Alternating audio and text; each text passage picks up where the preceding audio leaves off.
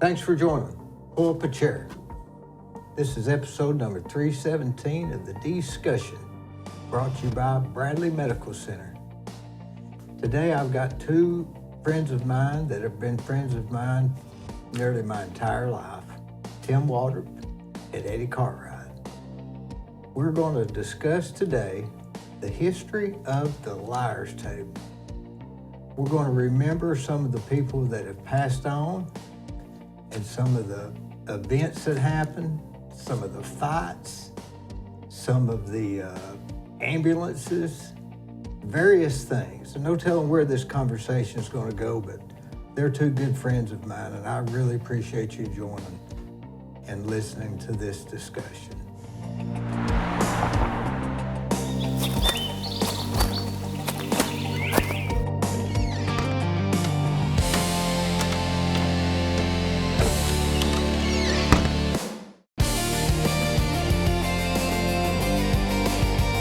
Without a list isn't much count, is it? They don't know what he's doing. And I've lost my list.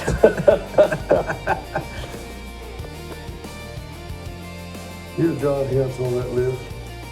What? John Hintz. Yeah, I got him on there.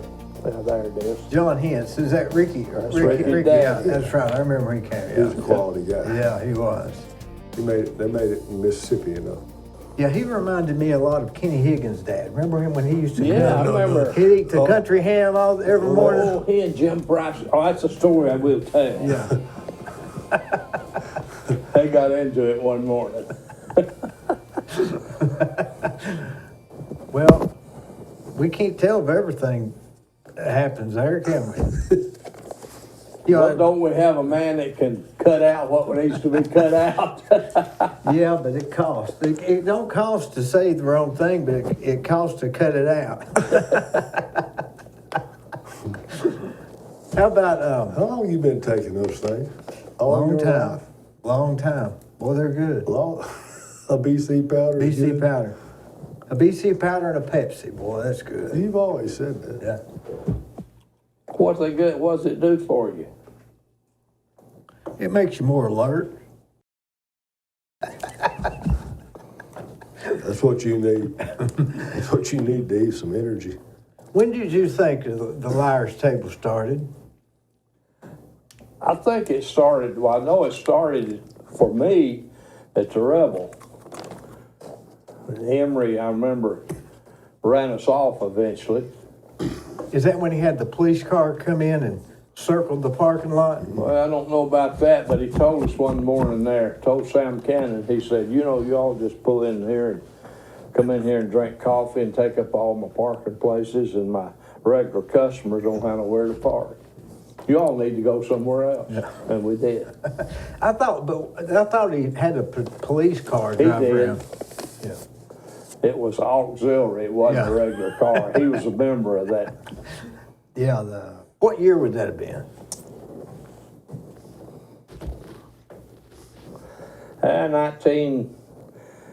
1965 is before I went to the chalet, and I went to the chalet in 69. Well, my uncle was there that day he ran him off. Joe was there. He was in the parking lot. Okay? So it couldn't have been earlier than 65. No. It was between 65 and 70, somewhere in there. And then Now, it had been going before then. I just remember when I started. there's all kinds of coffee clubs in there. Yeah, but there's just one liar's table. We're legends in our own minds. Well, then it moved to the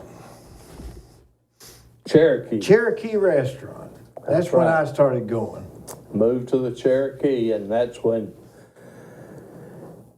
Mike Stedfield was, and his wife Glenna, they were the owners, and Pam was Judy was the. she was one of them, and waitress. Pam was the other. Whatever happened to Lawson. Judy? She's still married here in town. Yeah, she She's still married here in town. Well, they had the best pancakes, didn't they? had good ones. Man, they did. You could get a half a waffle. Half a waffle. Yeah. Who would want a half when you could get a whole waffle? I don't know what they'd sell it. They'd sell people would say half a waffle and bacon, or half a waffle And sausage. and sausage. Yep. I was at that auction when they sold everything inside. That was the end of an era, wasn't it? Yeah, it was. What was that before the Cherokee? It was the Cherokee? Didn't they have a buffet at one time Well, now back in the day? the where the Liar's Table is now had a buffet, and I forgot what the name of that restaurant was. Well, it's Rob Lynn's. Rob Lynn's. They had a little Yeah. buffet. They had a big salad bar went with Well, it. they had the best French onion soup, didn't Yeah, they did. they? I mean, My it was. wife loved to go there and get their French I've onion soup. I've never eaten any like that since. But the Liar's Table. I remember the first day I was there with my uncle, and I had a plate of tomatoes, and I was just eating the tomatoes, and you know the juice that's in the thing. I flipped the plate over, and it went right in Tom Cry's lap. He got mad, but didn't get mad at me. So I was just 15 or something. Y'all don't remember Moscovich, do you? Who? Moscovich that used to come? I don't. I don't think I remember him. Well, he came from Knoxville, drove down to the Hiwassee Health Place, and he had a dialysis machine on him, and it was hooked to his body somehow. And he was one of the first people that had that, and his name was Moscovich. I don't remember He had him. some crazy stories. You're saying he went to the Liar's Table Oh back yeah, then? yeah. I He don't was remember regular. him. I He'd don't come even remember anybody like twice a mentioning week. him. Like twice a week. Do you remember him? No, I don't. I remember, what was a guy that came up from Miller Industries and Oh, Wes. Wes. Yeah. Was his last name Hooper? Wes Hooper? No. Wes. I forget now what it's like. Yeah, I was Tell you a good story I about was at Paul Bear at his funeral. where he tell you a good story good about guy. him. He was a good Good guy. fellow. You know, he had a daughter and a wife that he was separated from, and a lady friend. And when he died, he had a will, and I don't know what the will said, of course, but he left this to that one and this something else. Anyway, they contested the will, and Jimmy Logan was the attorney for Wes's side, and he subpoenaed me to Poor come. Wes. He subpoenaed me to come to court. So I get up there, and old Logan, he was in his prime then. He was pretty good at asking questions and all that. So he asked me, he said, how'd you know Wes? And I said, well, he came to the Liar's Table. He said, oh, well, explain to the chancellor what the Liar's Table is.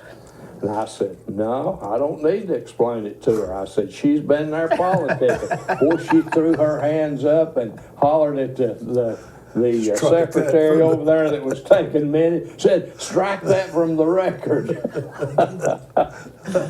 Jerry Bryant, she's a good one. What was Wes's last name? That's driving me nuts. Jay. I don't know. You know, I went to traffic court one time. I bet. Just one time? Well, this particular time. How many tickets you got in the glove compartment of your car now, you owe? Well, just Are you caught one. up? Just one. But I'm contesting it. Yeah, I got a letter from them people the other day, From the traffic people? from the state. What'd you get us? Tell me if I don't watch it, I'm gonna have over points and I have to go to traffic Oh, school. well, see, I did. I had to hire a driver for 6 I months. remember that. It was awful.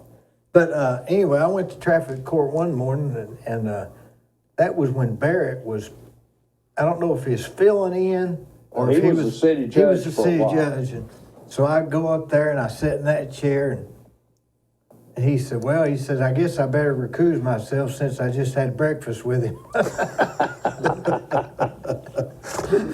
That's pretty good. But do you remember the guy that used to come with Wes that was a Davy Crockett actor? He played Davy Crockett. He was an actor that portrayed Davy Crockett. What do you mean, locally or where? He'd go around the circuit, like the whole I region, don't. and he played Davy Crockett. You don't remember him? No, the only one I remember, Church of God boy, Wade Horton. Oh yeah, He Wade was Horton. in the real movie they made in Chattanooga, Yeah. Davy Crockett. Yeah. And he had a bit part, but he was in it. He didn't have the long blonde hair, did he? No, he had a full head of dark hair. This guy was. Isn't it funny how over the years certain people have come and gone, and some don't even come anymore? Like David Jinks, I never see him anymore. Well, David don't live here We anymore. doesn't live here anymore. He was He lives in up not East long Tennessee. ago. He lives up somewhere just Kingston? above Knoxville. No, higher. No, Rome County, maybe? No, it's above Knoxville. Above Knoxville. That's where his family's from. Yeah. Yeah. I like David. He was up there He's from all where right. Archie Camel was from. Yeah. He would get people upset with just a word, wouldn't he? Remember his? Well, he was big in the veterans Yeah. situation. He Yeah. was. That reminds me, John Simmons. There you go. Yeah, I got John on my That's a list character here. right Yeah. there. You couldn't BS John. No. Boy, he liked John was nobody's dummy. No. He had he used a lot of butter, didn't he? Remember how Yeah, he did. he'd stack that butter on there like You that? was a weird. Nick. I mean, and salt. He was a medic. That's how he knew He was a Rich. me- he was a- That's how he knew Rich Dinsmore. That's right. Rich Dinsmore was one of the most decorated veterans in the county because of how many lives he went and tended to in Vietnam. Well, I remember one day we was there and Brackett Hooper was there, and I guess he'd been out at the dairy barn.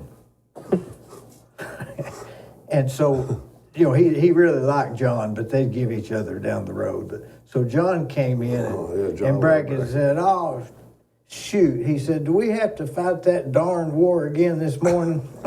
Because John always talked about the war. And he said, "All you were was a cook." John, as a high school youngster, went to work for me in the village men's shop. That's where he got into clothes. He was interested in clothes. He liked clothes. He liked good clothes. And he went from high school and maybe a little college, I'm not sure about that, to work for Hardwick Clothes. And he worked all his life, I reckon, as a salesman for Hardwick. Textile salesman, I guess, what they called him, right? Well, he was actually a men's clothing salesman. He had a territory up in the Virginias and West Virginia and in that part of the world. And he got his brother on, and he lives out in Iowa or somewhere. He had a territory. John Simmons, I always liked him. I did too.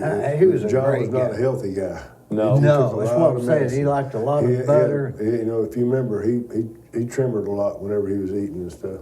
and salt. Man, he'd eat the Lord have salt. mercy, it'd make And it he- glisten like glitter. And I don't know if you can do it today, but used to you could say, "I'll have a John Simmons sandwich." That was a hamburger bun with bacon, And a half pound of butter. half a pound of butter, lettuce, and tomato. That's a John Simmons sandwich. Oh, Lord.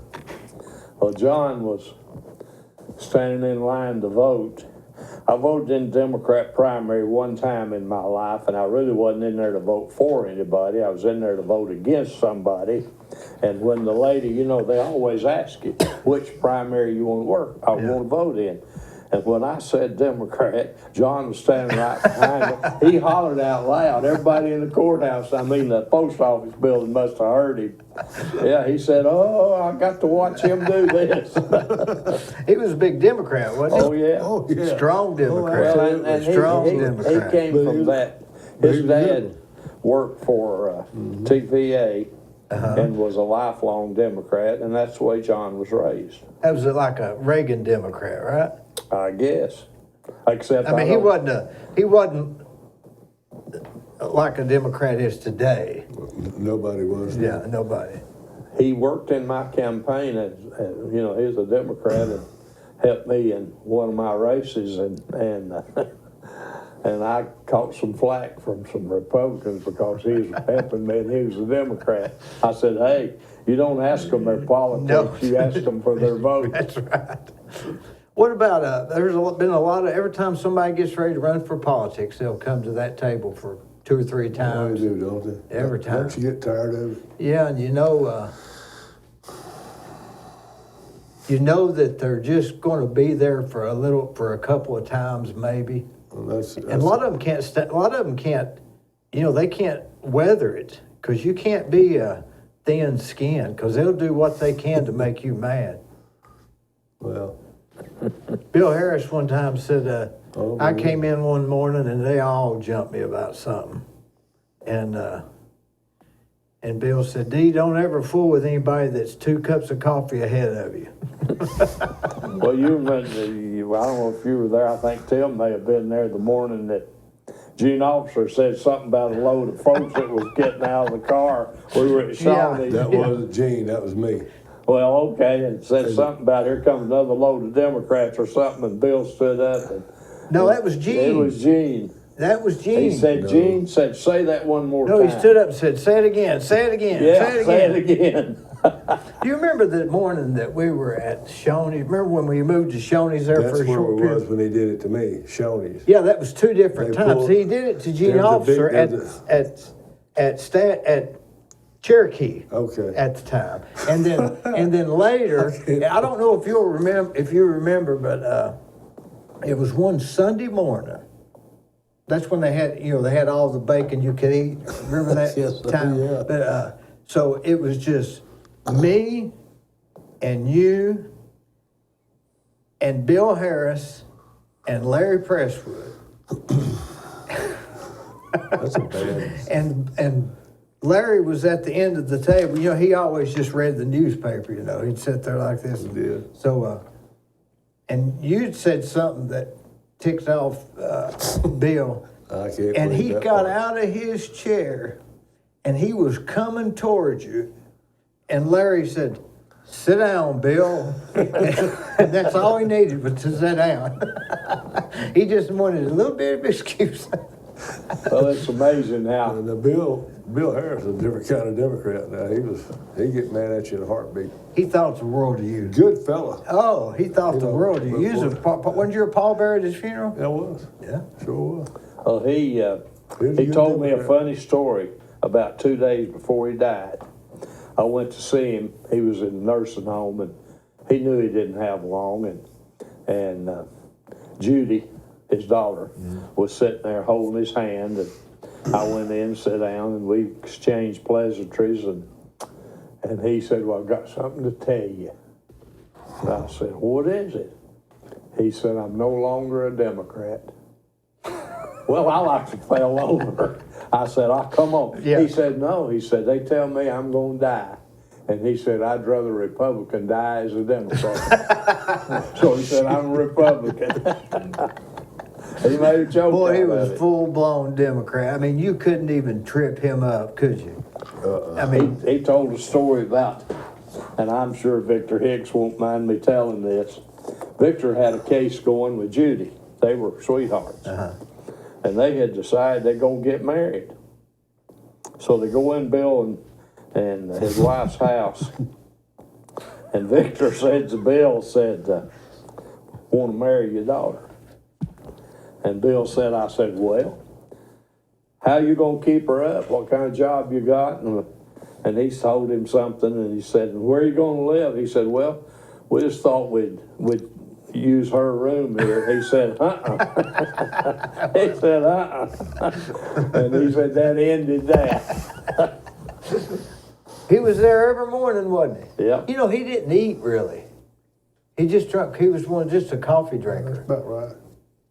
And I tell you, the one that would eat, and we saw him do a lot of stuff. So Jim Price. Oh, yes. I got a cat named Jim Price. He was, when I went to Jim's funeral, came back, that stray cat was here. And it was eating over its food like, you know, Jim would eat like this. Boy, he loved eating more than anything. He ate every morning. Every and morning. He jacked himself up with insulin every morning. And eat pancakes. Eat all kind of syrup, all kind of. Remember he used to clean out all the jellies. Oh, the whole thing. He's something else. Jim Price is something else. He was. Remember the morning he came in and somebody had left a walker beside the door, and so he walked in and grabbed that walker and walked in and says, anybody here buy my breakfast? And everybody thought something was wrong with him. And everybody said, yeah, we'll buy it. And he said, thanks. And he sat there and walked around. Well, that's the only funeral I ever went to that we signed the casket before they put it in the ground. Yep, I signed the casket. Yeah. Took a magic marker and put a best wishes on there and signed your name, and they buried it. Do you know, Corky came in one morning and walked through the back door and said, I don't want you to charge Jim Price anymore for his food. I remember that. Yeah. Why he did that, I don't know. Yeah. And you know what Jim told me? He said it to keep from just being a freeloader. Yeah, he started wrapping silverware. He did. I remember that. Yeah, he had silverware stacked up there, and he was wrapping silverware. Yeah. I remember that. Wonder why he said that. Don't know, do you? Well, I think there towards the end, Jim might have fell upon hard times. I don't know that, but he could have, and that may have been part of it.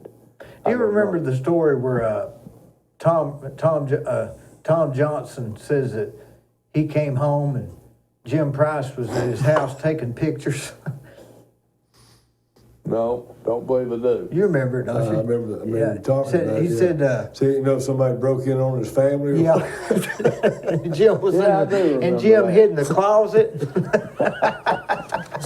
Well, it's supposed to be a surprise. Yeah, surprise. And they got surprised. Yeah. I tell you what, Jim had a gift about He sure did. taking pictures. Boy, he came did. out, Milton wanted to have a family picture made. So he came out, we lived out in Mountain Brook, where Tim Waldrop ended up living. We living in that house.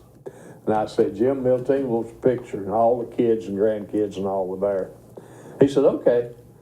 He said, let's go out in the front yard. So we go out in the front yard, and he just started saying, you stand there, you stand there, and man, he took a picture.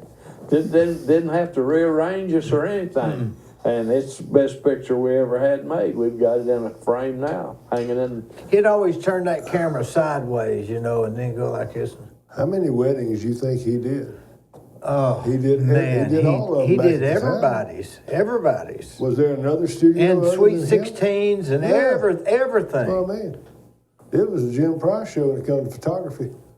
He was one of the best. Yeah. Him and Troy Dixon lived side by side in a duplex for years before when they first was married. Really? Yep. And I think There Jim we go Price, again.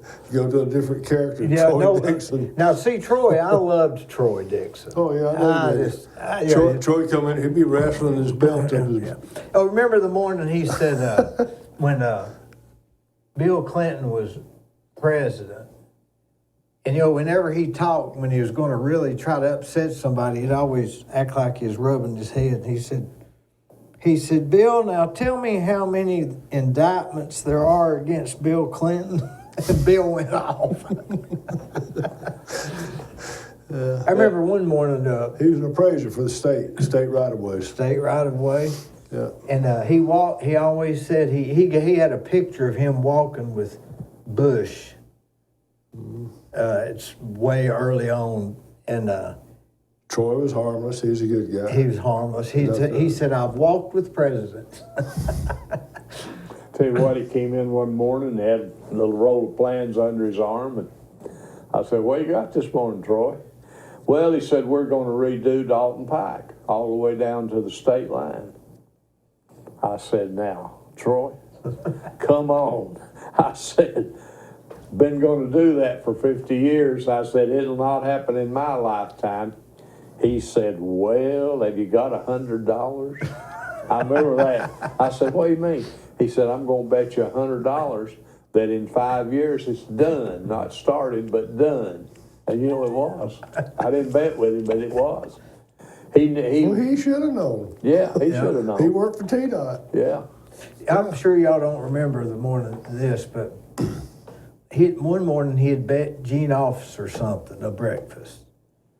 And so Gene told Judy, he said, I've got his meal today. And Troy said, I'll have 2 eggs, bacon, toast, coffee,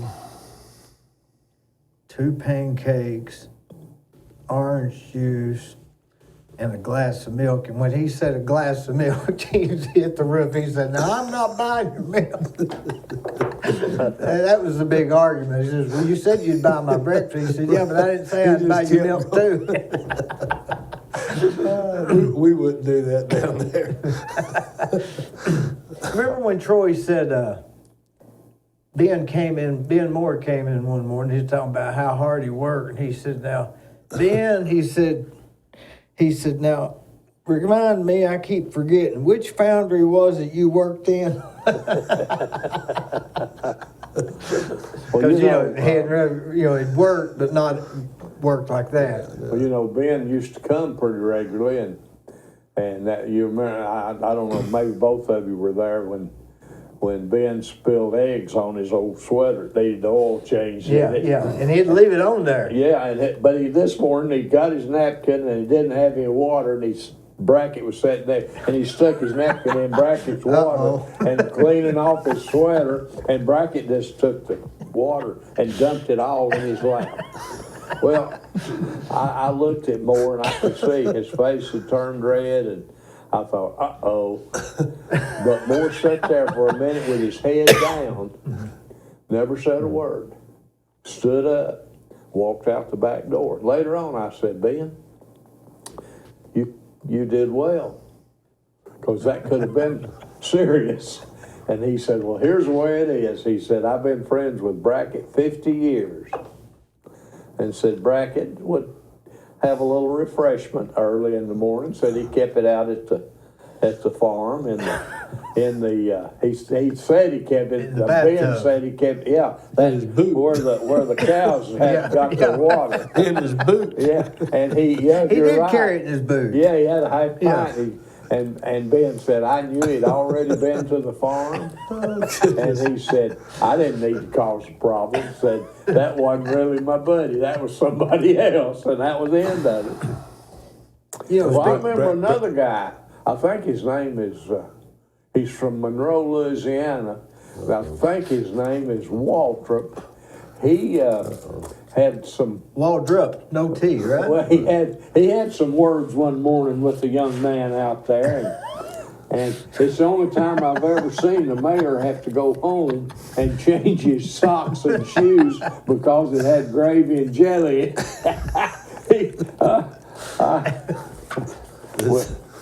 Were the police called? No. Corky came back there. Corky walked that boy out the back door and said, don't come back in here. But wasn't it your fault? No, I heard a little of it. No, it wasn't Walter's fault. He was using some pretty bad language and all. No, it was. I don't know that he ought to had fisticuffs over it, but it wasn't. I never hit him. That's just a story. I never hit him. Well, didn't it get jelly on Jim's shoes? Jim Price's Gary shoes? Davis. I won't tell you who it was. Okay, because they'll need saying who it was. But he come in there half cocked. I'll just say it. He was a bad Democrat to start with. Had a chip on his shoulder all the freaking time he came in that place. I don't know why he came in. And when he walked in, it was Gary Davis, Eddie, Jim Price, me, maybe one other person. And he sat down and he started from the very get-go. And before you know it, he was cussing me. Yeah. He said, crazy SOBs like you that voted for George Bush. It wasn't 15 seconds, but sitting there, he's doing this. And it's early, right? Yeah. So I thought I need to leave. I mean, he was littler than me. He was older than me. I haven't got no points whipping this old man's butt, so I thought I just need to leave. So I got up, and then I remembered Brackett throwing the water in Ben Moore's flat. And I reached down and grabbed a fresh glass of water that I hadn't touched. And I took one sip out of it, and I leaned over it, and I hit him. And just as he was eating his first bite of breakfast, hit him right in the face with that whole glass of water. And I said, "You need to cool off a little bit." And he reaches over and rakes the whole table clean. The table ain't got a thing to do with nothing. He just well, and you know, in the Western movies, how they always tip the table. Yeah. He tipped the table over when it did. It emptied in Gary Davis's shoes. Anyway, that was sad. Really. Wasn't funny at all.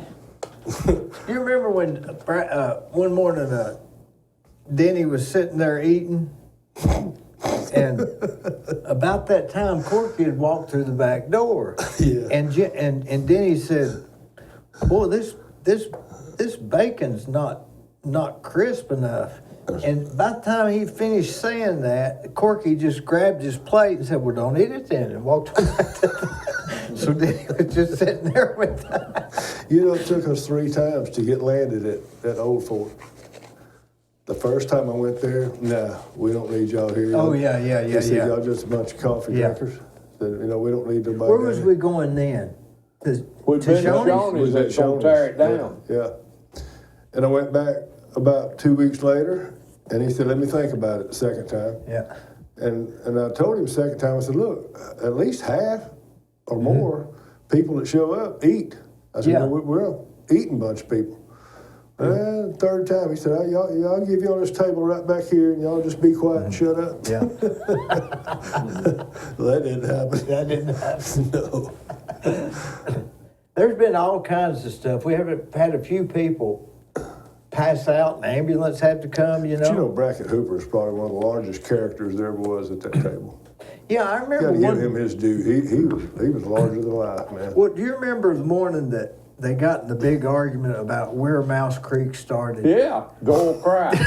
Well, buddy, I sure do remember it. But do you remember 2 or 3 of them went to California Lane, where Doyle Cry said it started, to see where it started? Doyle would come in out there at the liar's table, and he'd sit down, and he'd lean over, and he'd say, "Hey, you SOB," except he wouldn't say yes. So, what you want to argue about this morning?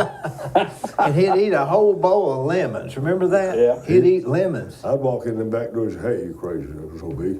What you want to Hey, argue I about?" remember one morning this happened. It was a Sunday morning again, and I had left my house, and I thought if I don't get there pretty quick, they're going to all have left. And evidently, I was tailgating this guy, but I didn't know it. So the guy pulls over, and I go on, and he follows me all the way from Mouse Creek Road, all the way down Atkinson Drive, West Side Drive, and I just pulled in to the back of the Old Fort. And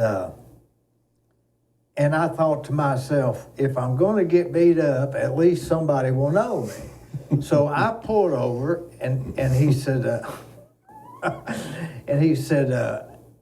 I had on a long overcoat, and I said, so I just jumped out of the car first, took my coat off, and I said, "Hey, if you got a problem with me," I said, "we'll fight. If you don't, I'm gonna go in here and eat me a biscuit." And by the time I heard the door shut, and I thought, well, it's about time that Doyle leaves. And I said, "Ain't that right, Doyle?" Just took a shot in the dark. He said, "You're damn right." Because, Doyle didn't look like a pushover. No, he didn't. So that look guy like just one. got in his car and left. Yeah. So I never will forget that. It could have been Jim Price walking out. Well, we had one of the principals in one of the schools, and the chairman of the city school board, Goldie Wattenbarger. got into it. Oh, Dee Frisbee. Dee Frisbee Dee was the Frisbee, principal, yeah. And Dee wasn't one to tangle with. And Dee looked at him and he said, "Stand up and I'll whip your ass." And Goldie wouldn't stand up. And Goldie just thought he I was believe tough. somebody said that Dee Frisbee was a Golden Glove. Oh, he was just mean. He was just tough mean. little He dude. was just He mean. was a Anyway, I He just remember mean. when he said, "Well, you're a coward. You won't stand up." Said, "If you'll go outside, I'll whip it out there." and finally, they sat down and. He's the only one that could have gotten away with that with Goldie. Wouldn't you agree? Well, I guess. Because Goldie had so much power. He had all the ink. He had all of it. Yeah. If you got the ink, you got the power. Yeah, Colonel Corn told him one morning, he said, "Well, the only reason you're who you are is you buy your ink in 55-gallon drums." You know, I remember something else going back to Brackett. One morning, my dog had run off. And I live up on Mouse Creek Road. And it was just one Saturday morning, just a regular Saturday morning. And I said, "I lost my dog." And Brackett said, "Where you live?" I said, "I live up on Mouse Creek Road." Later that afternoon, 2 or 3 o'clock, I'm driving down Candy's Creek Ridge Road. And here comes Brackett in that white Cadillac or whatever he had. You know, he'd sit like it was that. a Crown Vic. Crown Vic. And I pulled over, and he always rolled with the window down. And I said, "What are you doing, Brackett?" And he said, "I'm looking for your dog." It's at 3 o'clock. Now, he had to have been, because he wouldn't have been out just driving. Well, you know, He's a good fella. when he had that wreck, you know, I guess he had a stroke, and then he had that caused him to have a wreck. And I went to Erlanger to see him, actually put him in the hospital. And I was going down the hall, and I didn't know what room he was in. I'd gone on by the nurse's station. I should have stopped talking to him, but I went on through. And I looked in the door, and I saw this guy in there. And it didn't look like Brackett, so I kept going. And I heard somebody holler my name, and it was Marie, his wife. Brackett had his face had head and neck. He didn't have any neck. He'd swollen so bad. I didn't recognize him. Of course, I never saw him much without a cap on anyway. Never. He had pretty good looking Yeah, gray hair. Yeah, he did, yeah. And anyway, Marie said he had a stroke and said he's unconscious. He doesn't know anything. And of course, he died in a day or two. He got him, if you remember it, he got into it, really got upset with Jim Sharp over the acreage Lord, over the cemetery over thing? the cemetery. He wouldn't let up on that, No, would he kept right on going. It cost him the election, I guess. May at least have cost it. And I think maybe Jim was right on that. I don't know. I mean, I don't know either. I don't even remember what it was all over. I know it was about an acre or two that Brackett thought Jim was taken and was going to be used originally for the cemetery, and I thought Jim was giving them an acre or two to That's use what I in it. thought. Well, both of these folks are gone. So I can tell you, I was at Max Carroll's office at that time, and Taylor K. Wood and Beatty out there were close. And he walked the letter in that he was taking to the Banter before he took it. And it was all about Jim Sharp not doing right by that thing. I don't know if it happened or not. So that's we know about all the bodies are buried, don't we? We're just glad we're not one of the bodies. I know it. You remember the time, or I think it was Troy came in one morning and Pam was the waitress, you know. And you got to Troy, be careful when you start telling stories about Pam. she said, You go to the dark side pretty quick. well, Troy said, "Anybody sitting here?" And Pam went, "I don't think so." She was quick, boy. She You was couldn't get quick. nothing over on She said, Pam Lawson. "I don't think so." Well, you know, David Fair, who's an active member at the Liars Table, Yeah. parked his truck one day And instead of pulling in a parking space regularly, he's parked sideways and took 2. And that wouldn't have been so bad if he'd come out after he ate and got in his truck and left. We went to Chattanooga. Oh my goodness. That got a suspension. And that got us suspended. They run us off from the old fort. And then That's when we went down to the Rebel down the South End, right? we did. We went down to the Rebel, and then I don't know who. Well, that was a bad I'm the deal. only one that didn't go. You didn't go? Did you stay there? Never spent a morning at the Rebel. I stayed at the Old Fort. Well, I did. I went down somebody, there. I don't remember who it was down at the Rebel, said, "Hey guys, this is not ain't hitting us. it." We need to be back."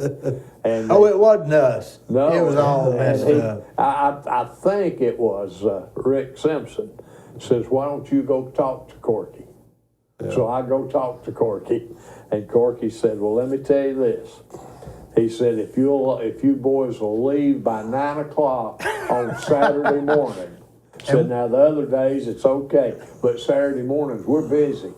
So we need that table space on Saturday morning." And we've stuck with and that. basically, really, everybody sort of quit. Yeah, we Maybe started 5 or 6 sitting at people. that little Right. table, you know. And we, Now they call a Saturday morning family day. Yeah, I get. They Well, do, you know, they you'd do have good you. business. Yeah. They Well, do you'd good have business on Saturday. UT playing football, and Yeah. people be running up and down the interstate, and he was busy, and I understand that. You remember when Neil Daniels used to come? Neil Daniels was That's Dennis the Daniels' daddy. Yeah, I know Dennis. I didn't know his daddy. Dennis, retired from Cleveland Utilities. Well, he came. He wore a tie. He wore his tie like right here. Well, I I just didn't don't know remember him. him. You mentioned him to me the Yeah. other day, and I don't remember. Yeah, he him. wore his tie right here. He was there about the time Dickie Norton was there. I remember About Dickie. during that era Okay. Yeah, with Johnny Holland. yeah. Johnny didn't come much. Do you remember the time? I think it was Gene Officer was running for election, and he'd run like twice, right? Yeah, he'd run. And yeah. so and he wasn't working in the election. No. He just put his name in put his there. name on it. And so Johnny took one of Gene's old campaign cards and slashed out the date and put another date and slashed it out and put another date.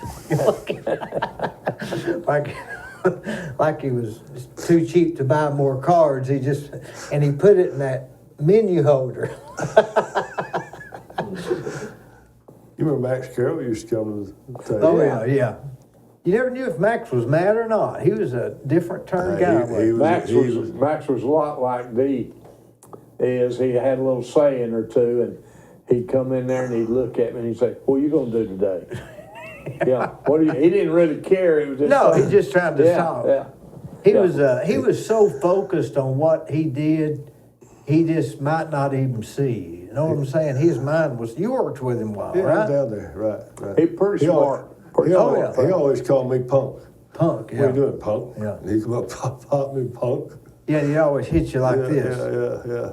I like Max. He'd come in and like he'd Max. eat about the same thing every morning.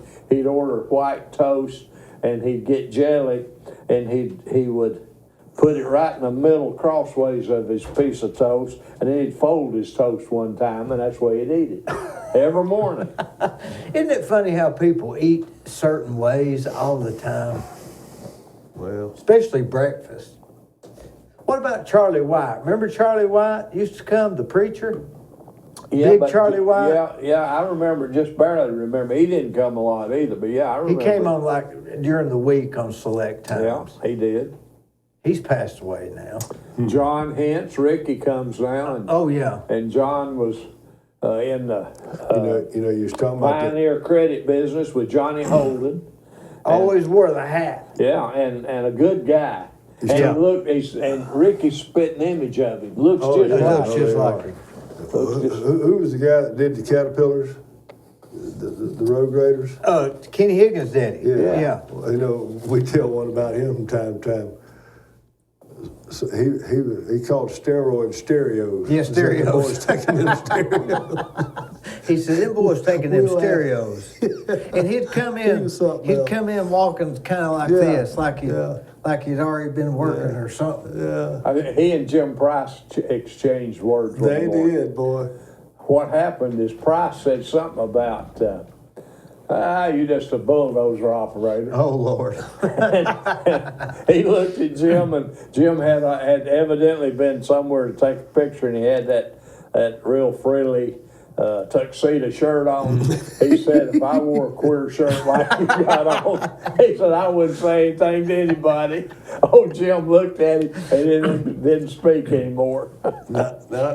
I know. Jim wasn't a fighter. Oh no, Jim was a lover. Yeah, lover. At least he thought he was. Anyway, I can tell you that. And he was a popular guy. Jim was. You know, he had that. You know, he went up through Michigan and they counted him with a gun. Oh, yeah. And he had to stay two or 3 days in jail. I could just about tell the story he tells. Tell the story he tells. He got pulled over and he had that weapon in his glove box. Didn't have registration for it, and they took him in. Mm-hmm. He said he gets put in a cell. They said he's got pajamas rolled up to his elbows. He said this thing just swallowed him. He said he got them rolled up to his knees. So he walks in and said this guy didn't have no neck. So he's looking, he's just big, he was a big black man. Said he's sitting there, he just like, you know, he said he didn't have no neck.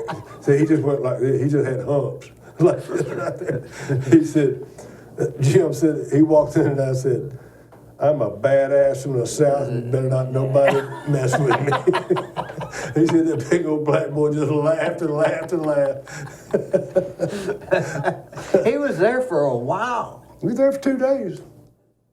Yeah, I think Logan got him out. I think it might have been more like a week. Well, I know it was 2 days, and I know he told me Logan got him out somehow. Called or sent some money up there or something.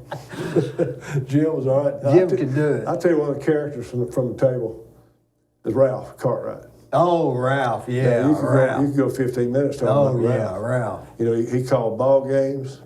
Called ball games. Banker. He is tight as the finish on that table right there. Mm-hmm. I mean, he wanted to know where every nickel. I mean, I ain't kidding, but he was a good guy. He didn't spend any money, did he? Didn't you play golf with him like every day? Yep, we owned a golf cart together. And I'll never forget this. He said, you got enough money to buy it? And I said, well, yeah, I guess I do. And it wasn't much, $300 or something. Yeah. He said, I'll pay you back. Well, he started paying me back $5 at a time. And I was having to keep up with it. You know, finally I said, I'll tell you what, Ralph, give me $25, we're even. And I don't know how much he owed me. And so he paid me off. Anyway, I told him. Ralph wins again. I said, Ralph, if I die before you can have my half that car. He said, well, okay, I'll do the same thing. If I die first, you can have mine. Yeah. Well, he did die, and the old cart, I think I sold it for $200 eventually. But Ralph was a character. He really was a character. I used to tell on him, he'd be talking about somebody being henpecked. I said, Ralph, you're the only guy I know that I can pull in your driveway and I don't have to get out of the car and I can tell who's in control at your house, and it's not you. Well, he married somebody that got him a position at the bank, right? No, got him a position at the courthouse. Oh. He married the roadman's daughter, Wanda, and the roadman was John Leatherwood. And Wanda was John's only child, and Ralph married her. And he hired Ralph as the assistant road superintendent. So Ralph was in the courthouse for a while. He was a good guy. Ralph was a good fellow. He wasn't harmful to nobody. He wasn't a threat to nobody. Big Democrat, right? Yeah, but see, Ray's a Republican. He would not have been today. He married a Democrat. That's what I remember. He said, if you're going to sleep with him, you better be what politics is. He wouldn't have been a Democrat today, I don't think. Oh, no, he was too tight with money. No. Well, you know, his son, Johnny, a good guy, too. Yeah. He was a Democrat, strong. I didn't realize that was his boy. Yeah, the only child. Just look at him. I didn't realize that. Oh, yeah. You remember when Ellie Wooten came a lot? Yeah, he did. Yeah. And that guy that did wiring for Sam Cannon, Richard and they built houses together for a while. Yeah, I and know he you're taught talking at Cleveland State. I don't remember. Yeah, Richard. I can't think what his name is. Well, one morning Troy was there, and everybody was still getting woke up, and I said, Troy, does ever community have a community college? And he says, yes. Every community has a community college for the poor, and if you can't get a job, you can go to work there, like some of the people we have here this morning. And it was Ellie Wooten and that Richard guy, and somebody else was there at the time. Well, Ralph Cartwright nicknamed L.E. the bearded liberal. That's what he called him to his face. Yeah. A long time ago. Yeah. Well, L.E. just quit coming. He just couldn't take the Well, break. it's like they say, many are called, but few are chosen. Well, over the years we've had some good ones, I must say, and we even have had romance. A lot of people don't realize it, but That don't sound right. 'Cause Romance. It's just a bunch That of don't men sound there. like- well, I don't remember. that's not the way it was up at the Cherokee. Oh, you're talking about the Stedfield's wife was friends with Marlene Golden Swafford, and Marlene had divorced her husband. Yeah. And Big was job. coming out to the restaurant, and the two of them sat down at the liar's table occasionally and ate with us. Mm-hmm. So they're sitting there one morning, and I was raised in the neighborhood with Marlene, good family, good folks, and I knew John Lee. and she was married to Larry Swafford. Yeah, Great guy. He was. He's Great. anyway, guy. they had divorced by this time. Yeah. Anyway, I looked at John and I looked at Marlene. I said, "Uh-oh." I said, "I got an idea." I said, "John, Marlene don't have no husband. John, you don't have no wife." Well, the next morning, they were sitting back over in the corner, and both of them sitting on the same side of the booth, not one on each side. And they stayed that way. Stayed that way till John died. Till John died. That's right. And John was about 6, 7, or 8, and she's about 4, 9. And then Larry Swafford married Good looking woman. good looking And they woman. went on a anniversary celebrating the marriage, and he died. He got to taking those pills, didn't he? I don't know about that. What was her name? Well, I guess we better not say since I said pills. But what about Greg Kibble? We can't go without mentioning No Greg joke. Kibble, I thought right? about him the other day. Greg Kibble. What a character. You know, the Walked one in, he always had a joke, always had a comeback. he could have been He could have been a comedian. a comedian, He a really real could. life, Yeah, bona fide I mean, comedian. he had it coming out before you finished what you Oh were man, saying. he was Died so on the good. golf course. Died on the golf, just yeah, collapsed. Yeah. Yeah. Was That's- Gene Gene was with him. That's right. Yeah, he that's said he right. went to put the clubs in the back, and Gene I don't turned feel around. And he good. just went. He told me he didn't feel good, didn't he? Yep, and he just went. Wow. And that really bothered Gene. Oh, I know it did. Well, I have a friend named Ben Kirkland worked at Bowater, one of the big boys up there, and Greg was his nephew. And he said Greg was that way from a little boy on up. Said he always had something wise to say and always funny. Oh, he was so funny. He was as funny as anybody I've ever met, and could sing. Yeah. I mean, he was a singer, what I buddy. heard. He I could always do heard more it. than they could preach. Is Well, that he was right? raised to preach. He was a preacher. Yeah. And He go. Ben Kirkland said he'd go a year or two and preach. And then He'd go off a year or two and need to preach. He's a good guy. You know, I don't know if y'all remember, but he got a little bit mad when he left that restaurant the last time I was there. About what? Southern Heritage Bank or something. He said something. Well, that's where his wife worked. Yeah, that was that. Everybody knew the deal. But what about okay, we can't go without mentioning Ed Lewis, right? Oh, man. Roadman. Roadman, Ed Lewis. Ed was all right. Meigs County. Ed would help you if you needed help. I guarantee he would. He let me. I bow hunted, quail hunted his farm out there in Meigs County. He just, Roy Stepp is another one. Roy Stepp, yeah, Roy Stepp. He was there. Them two run together, them two run together. And Gene Weaver. Yeah, Gino. Don't forget Gene Weaver. Good gracious. How do we forget Gene Weaver? Eddie likes to tell the story about Gene. I'll let Eddie tell the story about Gene. Well, there's which one? There's more than one. He wore the necklaces, Yeah, he did. Mm-hmm. I'll tell you what. He didn't have any teeth right here. Well, remember that? Gene, he was a good fella. He was a great guy. remember Gene his was son? really good. His son was Clifton. And Clifton would always all say, over town. He'd say, I knew him so well, I knew him so well. Well, let me tell Anytime you, he'd go all over town. Gene dated a lady, maybe 30 years, 37 years or something, and she died. She had a stroke and died.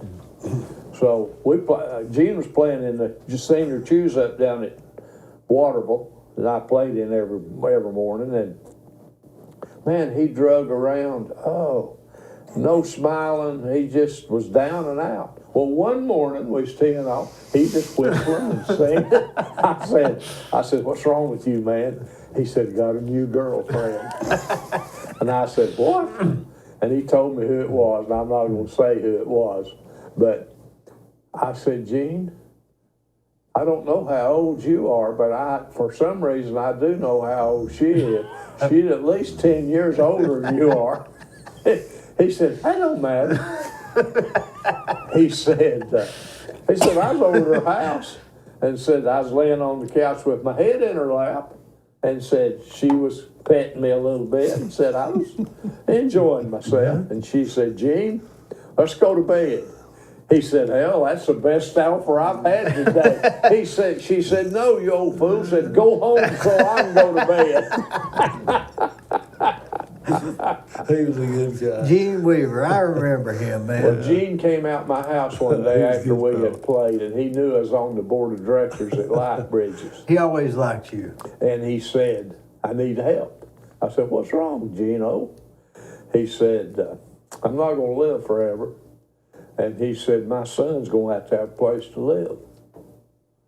And I said, well, he said, Life Bridges could help us. Well, it was an unusual circumstance.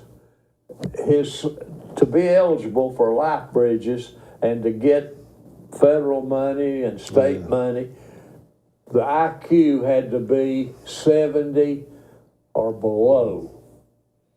Well, Milton, my wife, worked at team evaluation, and I told her, I said, he's got to have an evaluation, and he can't be,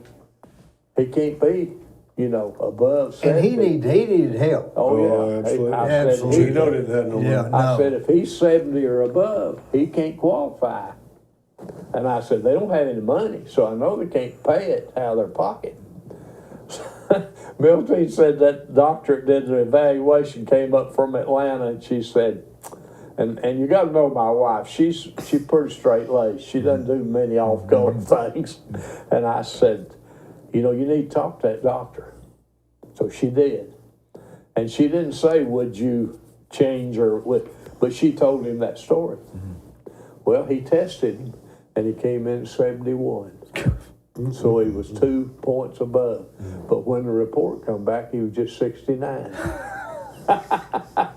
And so we took him at Life Bridges, and he lived out his days out there on Atkinson Drive in that home we have. And he took me out there one day. Man, I had the neatest little room. They'd put him in a room. If anybody needed help, he did, buddy. Well, he did. He deserved it, too, because he was nice. He was always polite. Everybody gentle. Went to every funeral, Boy, didn't he? every one. He'd say, I knew him so He well, was I at knew the him so funeral well. all the time. And he always ended up in the kitchen. Always. He'd always eat in the kitchen. I took him home one night. I took him home Everybody several did. times, right.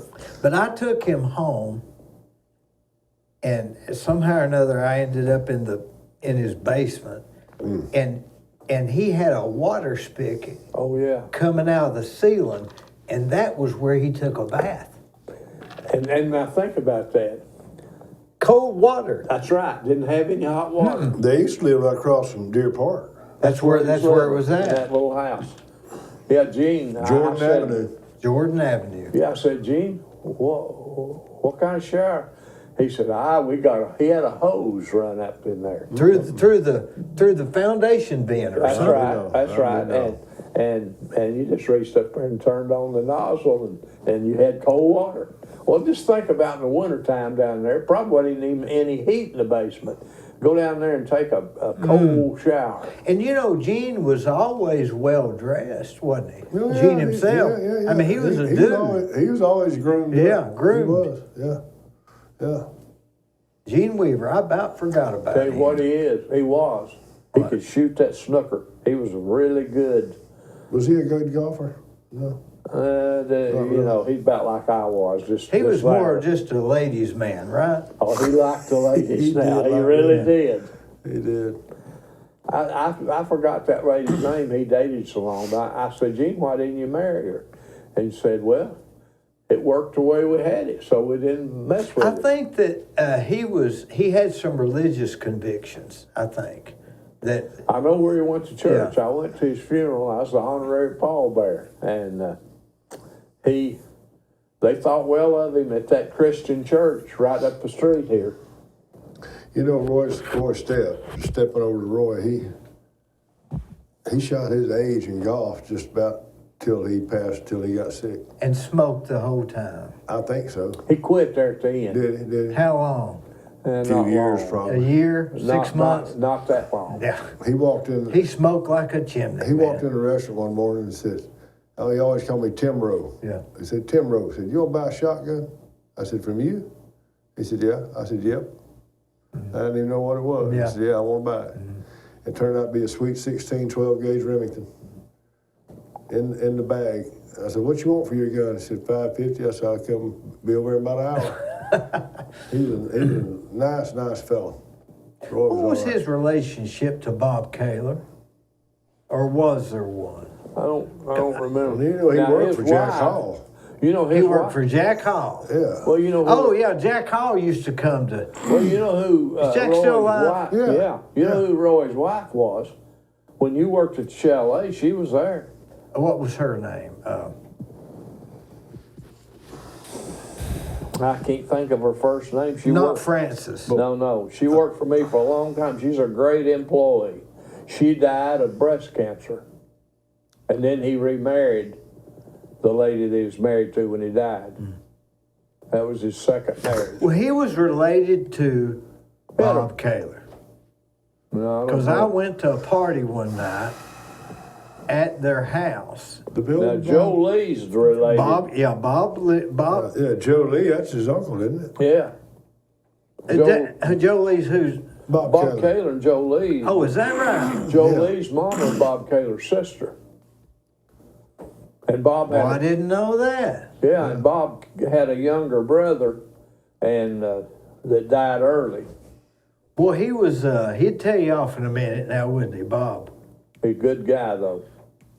I hired him over to the health department when I was with the county. He ran a tight ship. He did. Did he work with Bebo? Yeah, he hired Bebo. That didn't last. I tell you what Bob would do. He had a knack. Why am I grinning? Bob knew how government worked, Yeah. and he'd come in at budget time with his request, and at the end of the year, he'd always manage some way to have $10,000 left that he wanted to turn back in. Oh man, the county commission thought that's great. Everybody else spent over, you know. But Bob would bring in $10,000. He'd return it. Well, he could get anything he wanted from the commission. Yeah. Yeah.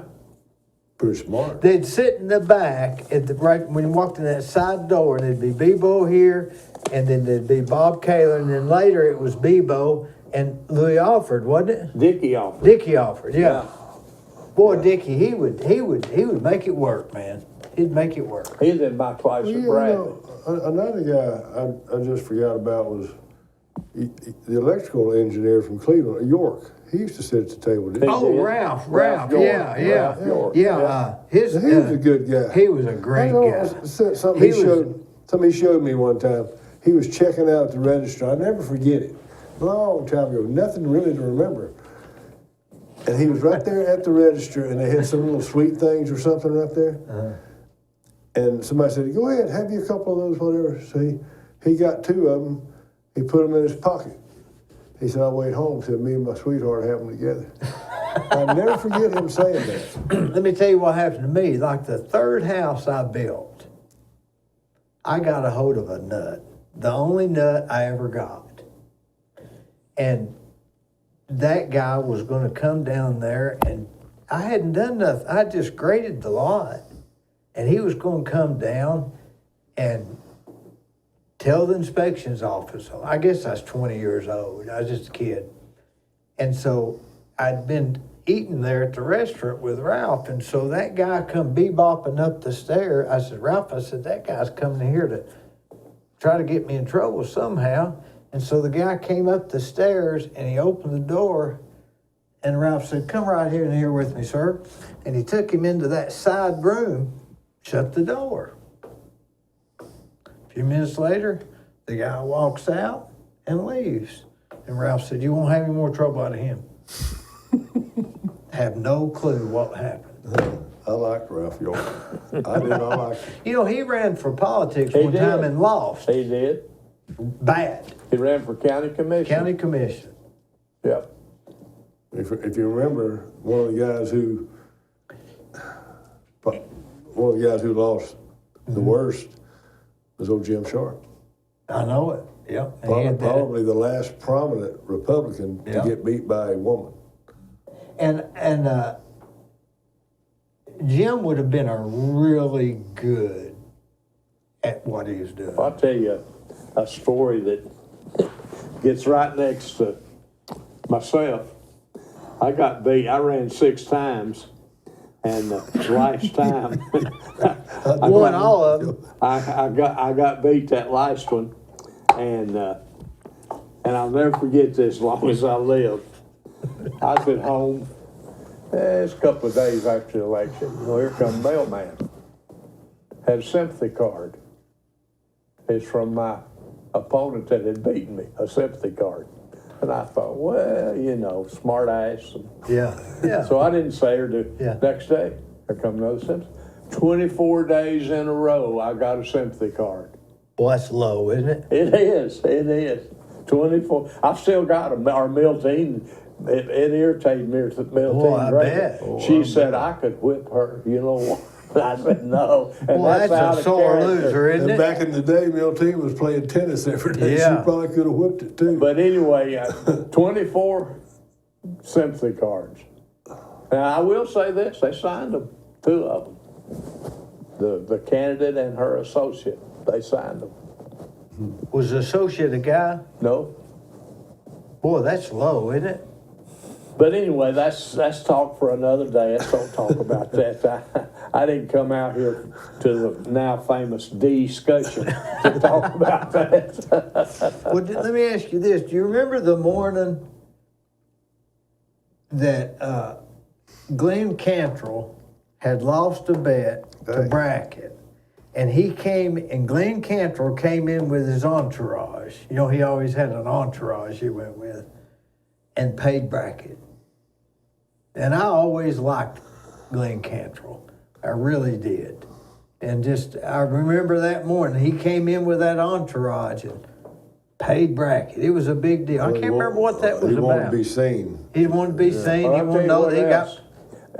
It was a pretty tough family.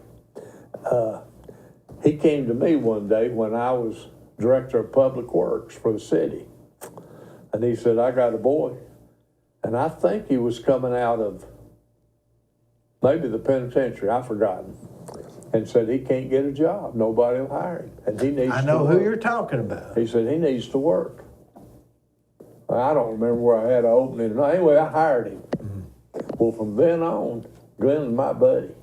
Oh, man, he came in there one day, and I won't say who it was, but there was one guy really giving me a fit. he said, I got a couple of sons, take care of that if you want it done. I said, no, let's don't do that. Yeah, he said, they'll find him tied to a bush somewhere and we'll whip him we'll cut Hey, us back some- in the day, you didn't drive down that road unless they knew you were coming. They're from Al Hollow. Was it Al Hollow or Bob Springs? Well, that's the same area. Yeah. Yeah. Well, now, you know, it's the lady that was register of deeds. Oh, yeah, Diana. Yeah. Daner. Dana. Yeah. Daner. Yeah. Daner. You know, I used to go out to Glenn's when I worked with at the county for Doug Elrod when I was caught up, and I'd drive out there to his junkyard and sit on the couch and talk to him, and he would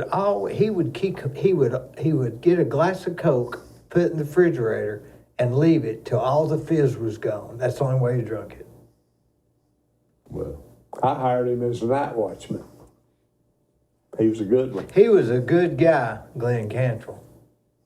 Now, he's rough around the edges. Oh yeah. Do you ever remember much of Coon Dog coming in? Yeah. I mean, he Not came with much, Dole but some. Cry. He come in with Dole, yeah. Right. Yeah, he's a used car set man. You know, Dole Who, was. who's the most recently passed away person, Liars say? Jerry Metzer? Oh, did Jerry die? Yeah. Yeah, Jerry Metzer. About a year ago, I think. Maybe Yeah. a little more. He called me all the time, relentlessly. Went I guess blind. that's why he stopped. Went blind, Jerry. Two- Oh yeah, he always wore dark glasses. 284-2713 was his phone number. Did he call you all the time too? He did. He called pretty regularly. He called for advice or something. And his wife got bad before he died. That's right. Really bad. That's right. He always liked me, Jerry. Well, on Metzer. top of that, He liked all three of us, Yeah. I know, but boy, I tell you, there wasn't nobody quicker to get flared Man, up oh, at the table Lord. than Jerry. well, you know, I If Yeah. you disagreed with him, he'd That's be why I like, hated for him to call me, because I thought I'm going to be next. well, he talked me into appointing him to the hospital board when I was county mayor. Well, he'd be good at that. Well, I guess because he was there when they sold the hospital, and at the liars table, a lot of people frowned on selling that A hospital. lot of people did. And so, man, you talking about one recoiling back. Oh, Jerry was ready for anybody that mentioned it. He'd unload on them. Yeah, I remember Jerry came to now. town from the Carolinas as a sock salesman. He sold socks, yarn, and all that stuff Yeah. to hosier mills. yeah. And he stayed with us at the chalet. And then he moved here. And then at about that time, all the sock business went offshore. They went to China and wherever. Well, he was out of a job. And he sold cigarettes for a while. Where at? He just He had had a route. Oh, around? Yeah, he ran a route. Yeah, Nice wife, too. yeah. His wife's nice. Now, he lady. had a son, Yeah. married Dale, big football at UT, Dale Don't tell me. Dale Jones? Dale No. Jones. Yeah. Married Dale Jones' sister. Okay. His son did. And they had a child, and he was severely handicapped. And we took him at Life Bridges, and he stayed with us until he died. And after he died, Jerry's son killed himself. I remember that. Yeah, he killed himself, and they lived in a condo out here on Michigan Avenue Road. And He was a good fellow, that boy. yeah, and I didn't know him, but I remember when he died. Killed Just himself. recently, He his looked after wife, his son. who still lived there, I don't know if you know NC and Betty Cartwright from over in Mexico. Oh, yeah, I didn't see. Well, anyway, they were looking to buy a place in Cleveland. And Jerry's daughter-in-law sold them her condo, and I mean, she was having a hard time because he had killed himself there. She sold that condo to Betty and NC. Toothpicks still in the holder, soap still on the everything, sheets, pillowcases. Just give them the key and went out the door, and they give her a check. And they own it now. But she's and she is dating Roadman. roadman. Oh, our current road man? Yeah. I think I'm right about that. She does have a friend, and that's good. She ought to have. I tell you what, he's been a good road man. Yeah, he has. He really has.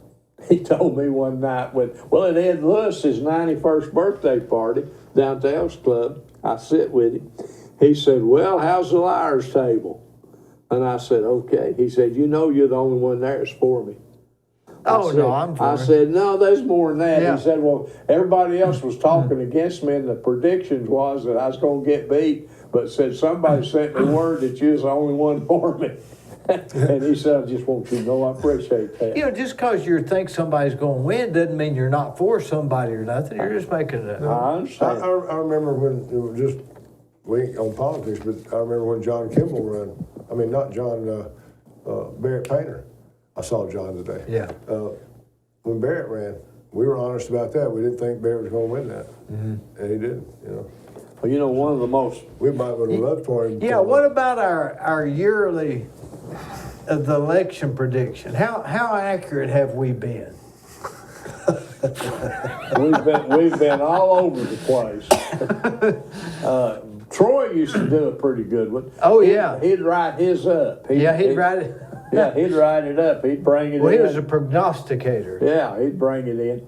But one of the most famous folks, maybe, that came to the liar's table was Willis Moore. Oh, Willis Moore, yeah. Willis was married to Joanna Moore on the Andy Griffith. Andy Griffith show. She was there when he was shooting doing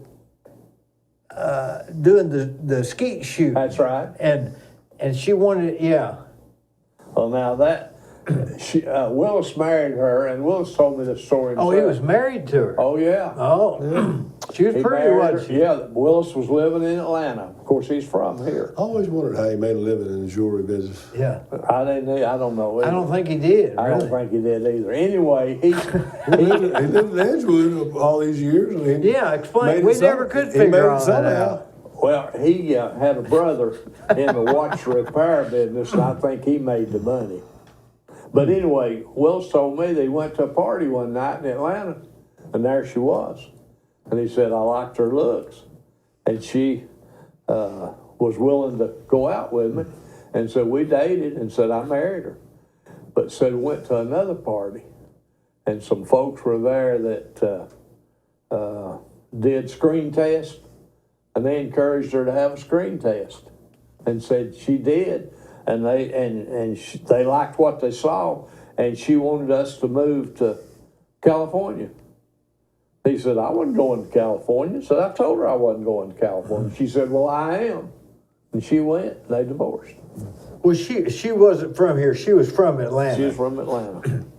Yeah, that's probably the most connection that Cleveland has to a celebrity, isn't it? Willis Moore. Probably.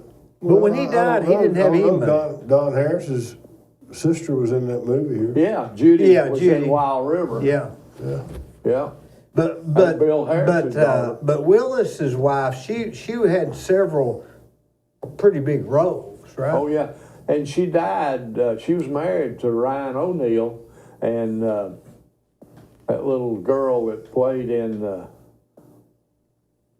Paper Moon or something movie, Paper Moon maybe. Tatum O'Neal. Tatum O'Neal. That's her daughter. That's her daughter. What is Cleveland's connection to that guy that has the commentator that has the mustache that's rolled up, Gouliard or Geraldo? I don't know. Smokes the cigars. I'll think of it in a minute. Well, it's been a...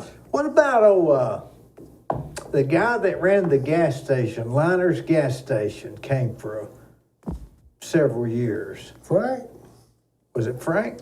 Frank? Yeah, didn't Frank, tell. little guy. Neil Little guy. was the owner. No, Frank, it wasn't Frank. Frank was the little brother. Frank was the brother. It was Neil, Frank, and one other liner.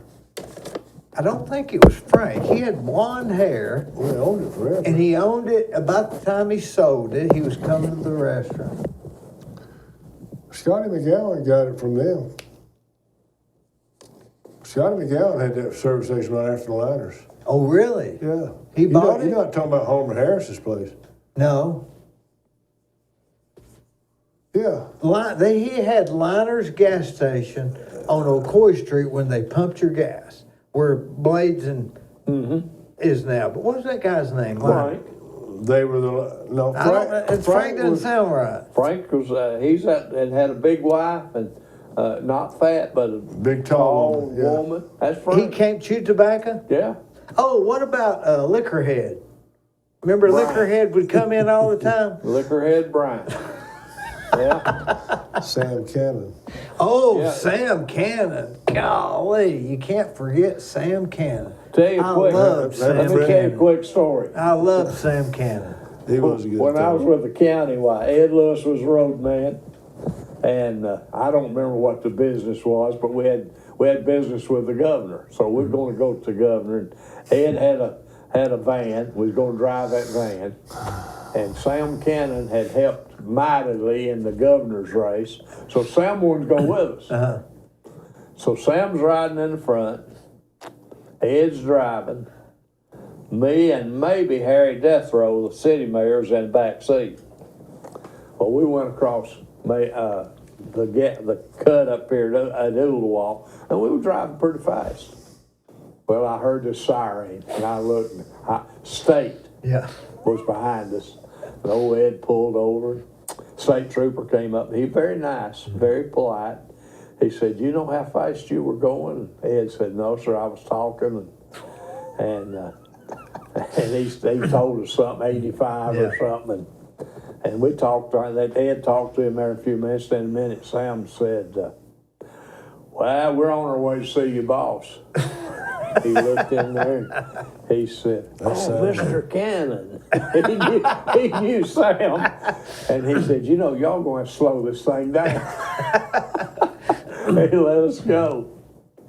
You know, I was going to get when me and John Paul was going to build that motel there in the Bank of Cleveland, acted a little nervous about it. And so one morning I was at the restaurant and Sam was there. He said, "What are you going to do?" I said, "I don't know. I don't know if we can get along." He said, "Let me see what I can do." By 9:30, we had the loan that same day. This was like an Bank of Cleveland. Sam, if the edge was here and it was legal up here and not legal over here, He was right. he was right there on that edge. He could fall either way. Well, he always wore a blue button-down shirt. Remember that? He's long I used sleeve. to handle a little bit of rental property, and I handled rental property for him, and I handled property for Ralph Carmichael. You get to know people when you're handling their money. Oh, yeah. Let me tell you that. Sam was something else. He was something else. He drove that white truck all the time, right? Little Well, white you know, truck. after he got out of politics here, He told me he ran for office 11 times. I don't doubt it, and he was pretty successful. He left Cleveland, had a construction company, and I believe he's in Louisiana. With Richard. Yeah, and he had they were laying cable for the telephone people. His home office down there is in Brookhaven, Mississippi. I can Well, show I tell you you right where what, it's at. he evidently, from all I ever heard about it, he made a ton of money. He must have made a I talk to ton. him all the time about it. They had an office where both sides of my parents are from, and they're in Brookhaven, and they had an office right there, and that's who he hooked up with, a guy in Mississippi, and they went and did the whole Gulf Coast. Well, Sam was single, and he Fiber optic. Fiber optic. That was the ever first hit the ground. one. Yeah, first one's ever hit the ground. Sam was single, and he began to date the lady that kept the books and married her. Mildred. Yeah, Mildred. yeah. No, Mildred was his first wife. Oh, okay. Yeah, he had a second wife. Yeah. Lived over there in and- Summerfield, right? Yes, Ended yes, up at His Summerfield. bookkeeper, Eugene Haney. Yep. yes. Yeah. I liked Sam. Sam was calm. Tell you, he He was sure calm. I'll tell you a story about Sam. A friend of mine, quail hunted with me a lot, Greg McSpadden here in town. He said he and somebody got into Gilliland's peach orchard or apple orchard or something one time. and got caught stealing some apples or peaches or something. He got took down to wherever Sam was. Yeah. Was he a county sheriff at that time? Yeah, Okay. yeah. Took him down there, and, walked him in there, had them. Said, boys, where y'all get them peaches? They told him, said, y'all get y'all's asses out of here. Don't be going and get them peaches anymore. Left them peaches right there. Who was He it? just run them off and kept peaches. Larry Presswood's daddy and Frank Presswood. Frank Presswood and Sam were at the one time, if I'm not mistaken, the only two deputies are in the whole county, and they had one phone line, right? I don't know about that. Because now Frank Presswood was not a Republican. No, and never was Larry. No. Larry was So never I been. wonder if Yeah. he was working with Sam. Sam was big time I Republican. think so. He said they would go into, I said, Larry, of course, Larry tells this story, I don't know, he says they would go into a place, they said, how did y'all handle it with just two of you? He said, we'd go into a place butt to butt. Like there's backed up against each other. Butt to butt. Well, I don't think Sam was afraid. I don't think he was either. No. I think it was it might have been Troy Dixon's daddy. Wasn't he worked for the sheriff's department? He was constable. Because there was a picture down at John Kinder's on the refrigerator of Sam and Troy Dixon's daddy, I think. Well, you ought to remember when you were working for me at the chalet, Troy Dixon's daddy was my night watchman. I didn't realize the connection. Yeah. Troy, he came to all my boys' ball games. He supported me even when I was wrong. He was just a great guy. Well, you got to mention your dad. Oh yeah, my dad. He's He was not there there for, anymore. He's not there anymore. He was there for years. He was there for years. He ate like Jim, didn't he? Yeah, every day. You can tell people Of that course, was your raised. dad had his own eating method. Yeah. We still talk about that now. He arranged that food, and if it I'm come telling out not the way he wanted it, And- it'd take him 5 minutes to get the egg over here and the meat over here and the Your tomato dad would over shred here. chicken off here, about that thin, and every one of them was a bite. Yeah. Well, I'll tell you And then what. he'd clean the milk out of the cream out of the thing. I'm gonna tell Nothing you- wasted. No. I'm gonna tell you what. He worked for me for 11 years. I never had a better employee. Eddie always said that. Said your dad Always. about the best He was- employee there was. I knew that 5 minutes to 11, he'd show up. And I knew exactly how he would keep the books. I knew exactly how the deposit would be made. I knew exactly where he'd be the next Yeah. morning when I came to work to take it to Jimmy Corn's office. Everything was, and you didn't have to wonder where it was. And He was like that his whole life. My son Cole's similar to that. Everything's methodical. Yeah, your dad's a pretty regimented guy. What about, of course, we got to mention my Uncle Joe but he was there for a long time. wasn't he? yeah, I remember Joe. I think he quit. He quit going because they called it the liar's table. And he didn't want to be, yeah. Really? Yeah, I think. I've never heard well, of that. see, he didn't start till That's what I heard. I don't. See, he taught school, and he quit teaching school and started building. Started building. And that's when he started coming.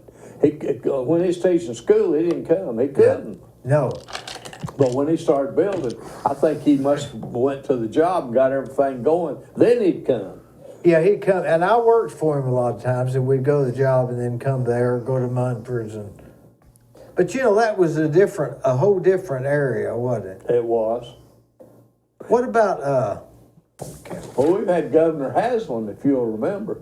oh yeah, Haslam? We had the governor, and we had Haggerty, the Senate candidate. We remember that one that came that we were all for and she ended up going to jail. That's the one I don't know how many signs. You brought her. I put signs you up for put her. signs I everywhere. went door to door for her. She was the next Robin. thing.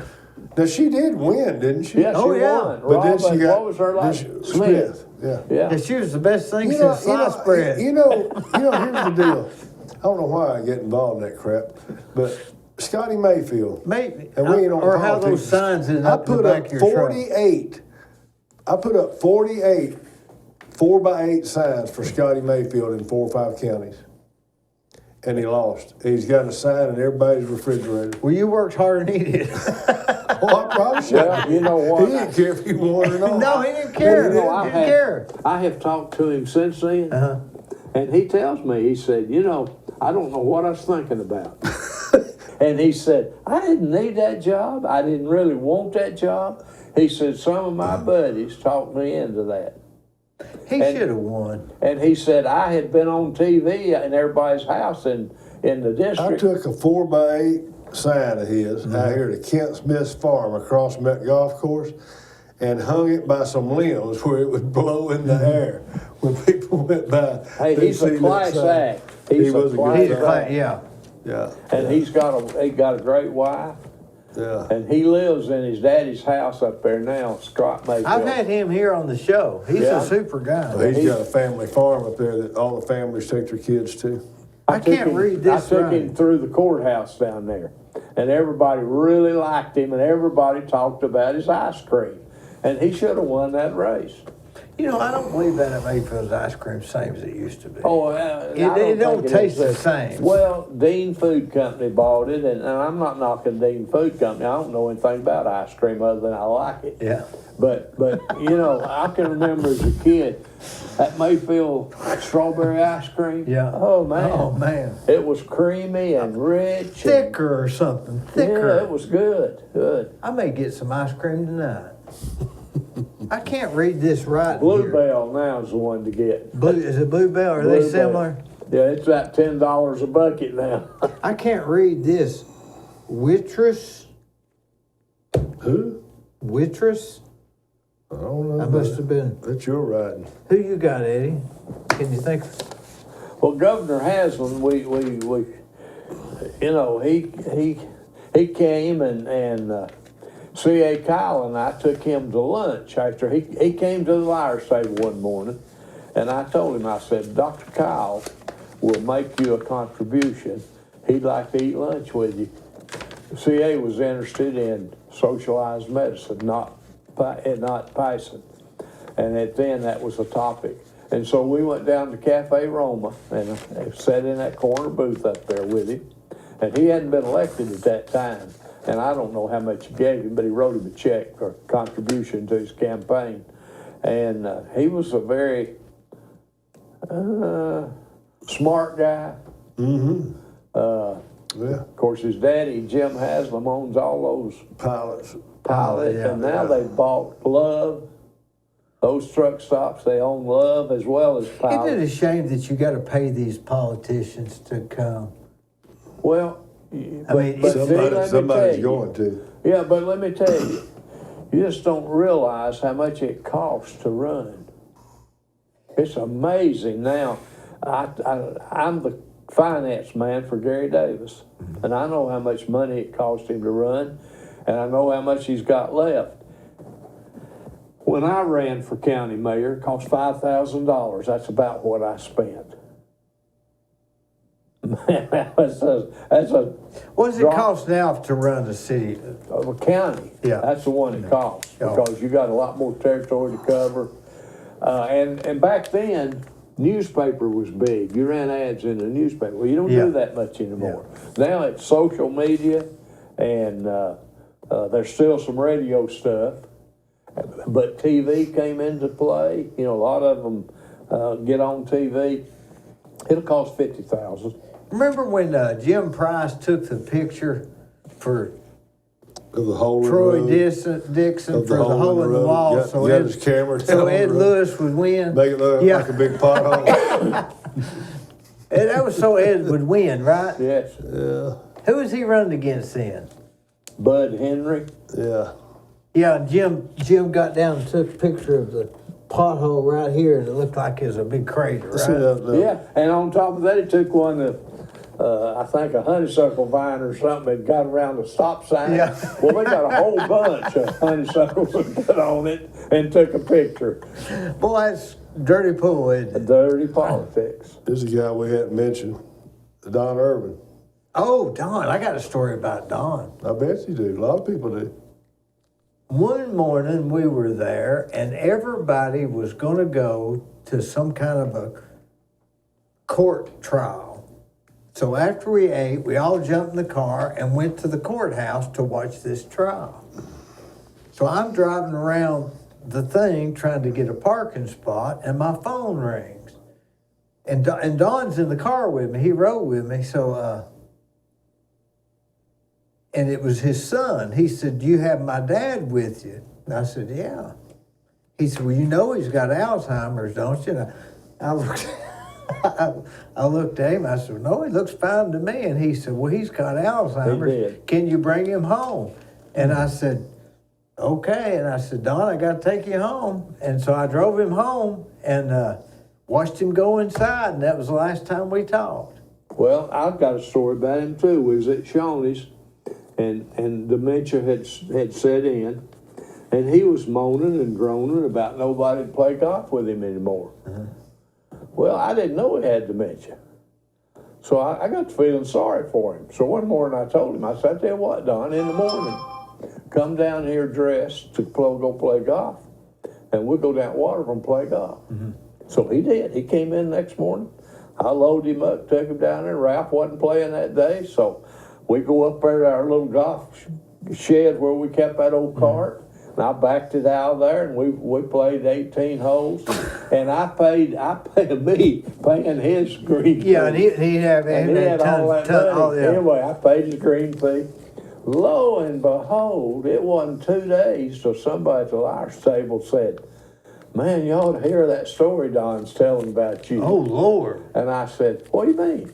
He said, he's telling that you've got that golf course now and that you get all the money that comes in from Good it. grief. And it's the wildest story you ever heard. So I thought, So I didn't know, still didn't know he had dementia. Yeah. So I cornered him. I said, "Hey, man, what is this?"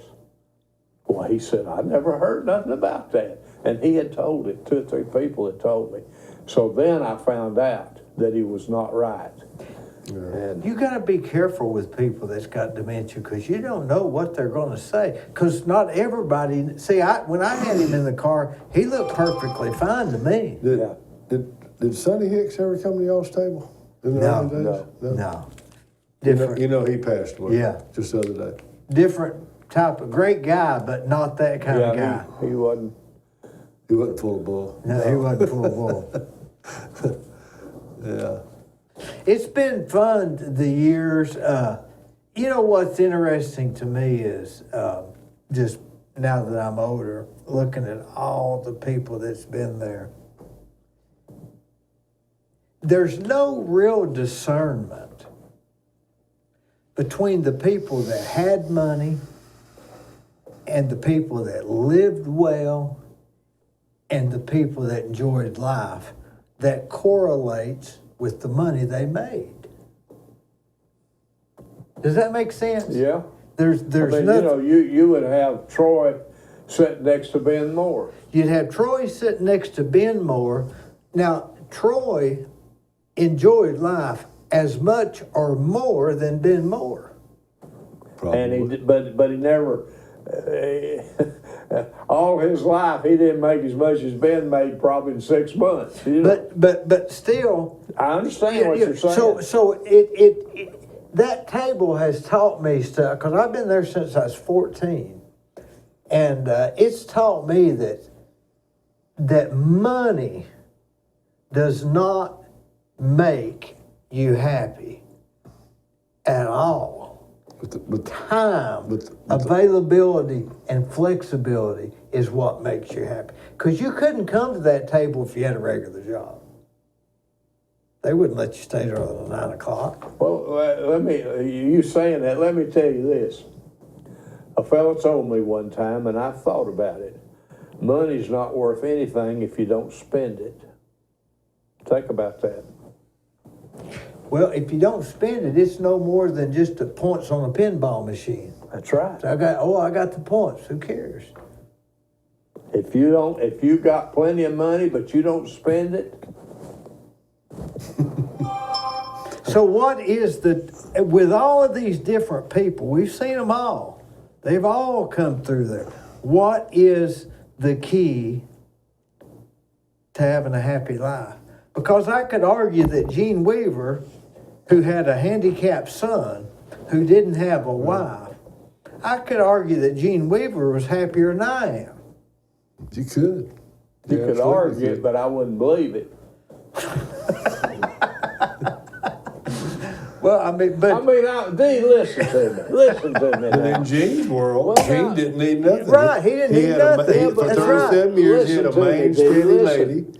Dee, you went to work for me. How old were you? You were not legal, I remember. I was 15. So you had to be Yeah. 16 to come to work Yeah. for me. Well, no, I could work, but I had to make less than minimum Okay. wage. So I've watched you grow up. You don't waste any money. No, you don't waste any money. Now that you've hit the big time, dollar wise, you moan and groan like everybody else. Didn't you just sell some stock and then it went way on up? See, Yeah. That's Yeah. what I'm saying. Yeah, you just moan With and groan. my luck, it's going to go back down next month, and I'll buy it back less. Well, you hope, Yeah. but it's still going Yeah. up. But you agree that in the end, all these people that we've mentioned that have died, the ones that we like, respect, remember, that had a good time, money's not one of those May things. not have been the richest. That's right. It may not. It may have, and it may not have. So it means nothing. So what is the key? I don't know that Doyle Cry was the healthiest guy the whole time I knew him, but Doyle Cry probably had one of the lightest hearted people that there was. You know, no. And at one time, he was rolling, buddy. I bet He he owned was. where Tractor Supply is. I bet he was. He owned property down in Georgetown. Ended up with probably negative. He probably ended up owing somebody Probably, $100. Yeah. He went through it. He was a nice boy. He come in. What was it he sold all the time? I bought 2 or 3 things. Oh, he had a He'd go to J.C. Penney's and he'd get their returns. Yeah, and I bought him for Christmas presents. Oh, me too. Oh, I wore. Hey, I when he died, I thought to myself, "Well, that's one less bill."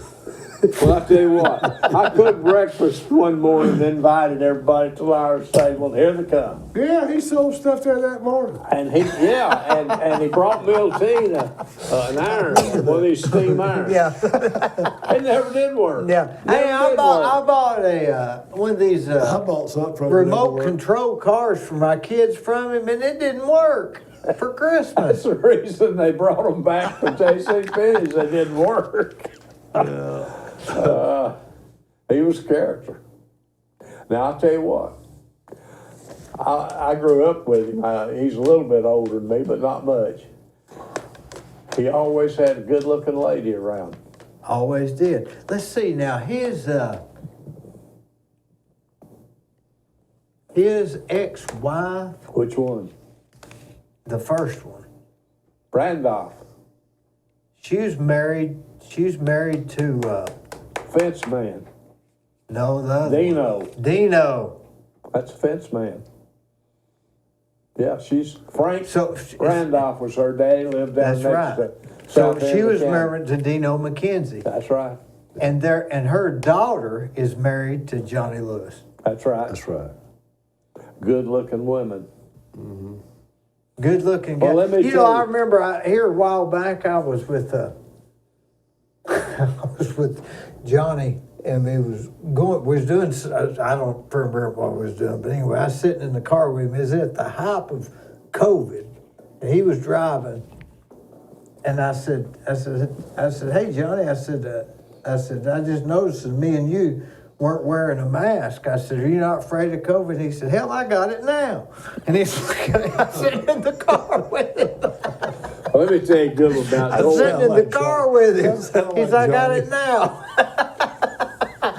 Well, Doyle died, and he was, I don't know where he's married or girlfriend. Anyway, her name was Truesdale. her daddy was Cecil Truesdale, big Church of God guy when I was a little boy. And she was the youngest one of his daughters. Anyway, Doyle was prejudiced. He was not very kind to people other than white people. So we elected a black president of the United States. And Doyle had died. And I ran into his lady down at the courthouse. And I said, I sure do wish Doyle was here so I could kid him about his president, because he was a Democrat. Yeah. She said, it's funny you say that. Somebody else said something and said his ashes are in an urn sitting up on the mantle, and said when they announced that he had won, said that thing did shook.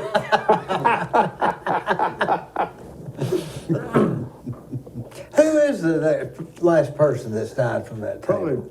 I don't remember. Probably Jerry Metzer. I guess Jerry We've had a No, long Ed run of Lewis no was deaths. after him. Oh, Ed Lewis. Yeah, that's right. Oh, yeah, I got it. I had Ed Lewis on the show. I got it. And I guess right before Jerry would have been Roy Stepp. Could have been. Could have been. No, Roy told me something one time. I take it as a compliment, and I just wandered into it. But Yeah. I didn't start playing any kind of golf till I was 42, I think. And all my buddies live in Myrtle Beach, so when I go there, we play golf. Yeah. And I've learned how to have a game like I like. You Yeah. know, ain't no pressure to play golf Yeah. with me. And every time I'd come back to Myrtle Beach, Roy would know I went. And on Monday when I come back, he said, hey, Tim, how'd you hit him? And I said, Roy hit him like I did last time and the time before that, you know. He said, he asked me how old I was. He said, let me tell you something. He said, don't ever change the way you're playing right now. He said, because I don't know anybody that enjoys playing any more than you do. And I was playing bogey golf, mess up once every hole, and just having a ball. Yeah. And he said, don't just play like that the rest of your life. He said, because you're not going to get better, you'll get worse. He said, just keep on playing like you playing. And I like that. Those guys are over the years. We've learned a lot from Oh, yeah. over the Yeah, years. yeah. Of course, Eddie's still Well, alive. you got to, because we are, Eddie's 90. He Yeah. could be my dad. He's Yeah. old enough to be my Yeah. dad. But I've got to say that over the years, you got to pick and choose who you listen to down there. That's right. And store it long term. Yeah. It's okay to listen to some Yeah. of it and let it go. But Ralph, Eddie, of course, Eddie's right here with us, but Ralph, John Simmons. I thought John Simmons was a fine character. I really thought Jerry Metzer was a fine character. He's real quick-tempered. Yeah. Even though Brackett Hooper, you want to learn old school stuff? Yeah. Brackett Hooper teaches some old school They stuff. all had. They That's all something have true. good advice from their area of expertise. Yeah. I'll tell you a good one to talk about that. Everybody didn't like Larry Presswood, but I was at the city when we hired Larry. And He's Larry just had- liberal ahead of He's his just time. liberal Well, ahead and of a his little time. and a little lazy, but a good friend. Well, man, he'd good stick guy. with you even if Good you. fellow. Well, let me tell you, most people don't like higher taxes. And to keep from having taxes go up, old Larry would come in and he'd say, hey, there's a grant so-and-so, and we can apply for it. Well, he started applying for them, and then we started getting them. And, we started buying garbage trucks, new garbage trucks for the city. That's when we picked up the garbage. And old Larry'd get the money from somewhere to pay for them. And I told him one time, I said, Larry, I don't much agree with your politics, but I said, you sure have done a good job for the city. And he did. And I told him this just before he died. I met him in the parking lot there at the Liars Table, and I said, Larry, I know you're sick. And he said, yeah, I am. He said, they tell me I'm not going to make it. And I said, well, I just want you to know that of all the employees that I had anything to do with at the city, you were right up there at the top. And he was. He was. Harry Deathrow thought he hung the moon. Harry Deathrow loved him, and he loved Harry Deathrow. Well, Harry, He talked like he liked him. Yeah. Well, I'm tell you what, Harry was one of those guys that had married one of the rhymers that owned Magic Chef. I remember we used to tell Presswood, how long did you press that one in the waffle iron? Yeah. He come in with a shirt, look like it ain't been ironed. Well, its you know, whole I life. would Man, he think, looked like he had just pulled it out and smelled like it too. just You hair know? all over. His hair would be you like know what? this. Yeah, the Every full head time of I hair, hear yeah. that song, I stumble down the stairways to meet today in my cleanest dirty shirt. Oh yeah, I think about old yeah, Larry. yeah. Sunday morning coming down, That's Chris right. Christophers. Yeah. Well, I'm gonna have to do better because one of these days somebody gonna be talking about me like this. I Well- better start doing better now. I remember Larry Presswood. We'd be on the planning commission together, and Larry'd say, "I'm against this, D. I'm against this, D. I'm against this, D. I'm against this, D." And I'd go in there and I'd say, "I make a motion, we approve it." And Larry'd say, "I second." He'd stay with you, man. He was a friend that would stay with you. Well, he was not dumb. Yeah. No, he was just a little bit lazy. Well, he was a little bit liberal before his time. Yeah. Yeah, he was. No question about it. I tell you, I had him on here. He was my second person on here. I tell you, good one. Harry Deathrow hired him, and he told him, he said, "Now you're gonna need a secretary. I'm gonna send you. You know, you interview the." So he interviewed. I forget what her name was. Good looking gal. Oh, Harry Deathrow. He was all dignified, you know, and he came around my office there and he said, "I don't know about this." Said, "She looks pretty good." And so, sure enough, it wasn't too long after that, why, she was gone. And I said something to Larry. He said, "Well, the mayor thought I was too friendly to her." But when I was on the planning commission, the Lee University wanted to buy a house and put a sign in front of it that said Harry Deathrow, BRB, where they let the dignitaries stay or something. Yeah. And Larry just would not let up till they put that plaque up there. Yeah. But Larry was a really good friend. First house in Cleveland that I ever knew, built new with an elevator. Harry had a crippled son. And that house from the basement to the top was 3 or 4 stories when you looked at it. And it had an elevator. You know, I got a cabinet out there. Larry, the last 4 months that he lived, he moved into one of my houses and died. And so his family came. You know, he's got a son that he just found out about. Yeah. Nicest guy. Really nice. Oh, Looks like man. Larry. Looks Yeah, just yeah, yeah. like him. Didn't find him till about, what, 10 years ago, 5 years ago? Yeah, 5 years ago. Yeah. I mean, the From guy Atlanta, right? From Atlanta, Yeah, and right. the guy is. I tell you how good the guy He's is. sharp. After Larry died, his family came in, his sisters. They got all of his stuff, and they said, "We'll leave you with what we don't want." And I've got a cabinet out there that they left me, and they left one of his photo albums and his hats. So I've got a shrine for Larry Presswood. But a month later, his son calls me and says, "This is Larry's son." He said, "I just wanted to make sure that we don't owe you anything." Who does that? A month later. Yeah. I mean, who does that? Not many. He's a quality guy. Larry wouldn't even done that. He brought him down to Lyra's table. Oh, did he? Yeah. I was with Larry when he told, anyway. Yeah, Larry told me the story about his girlfriend and them breaking up and going their separate ways, and he didn't know. He had no clue. Had no clue that she was expecting. And he said this only reason his son wanted him to know. Did his Was son because- find him? His son found him. Is that right? Because he said, "I didn't want to bother you, but I just wanted medical records for future." I understand that. We've done that with our kids. They're adopted, and my wife has got a paper trail where she can 'Cause you find gotta out know.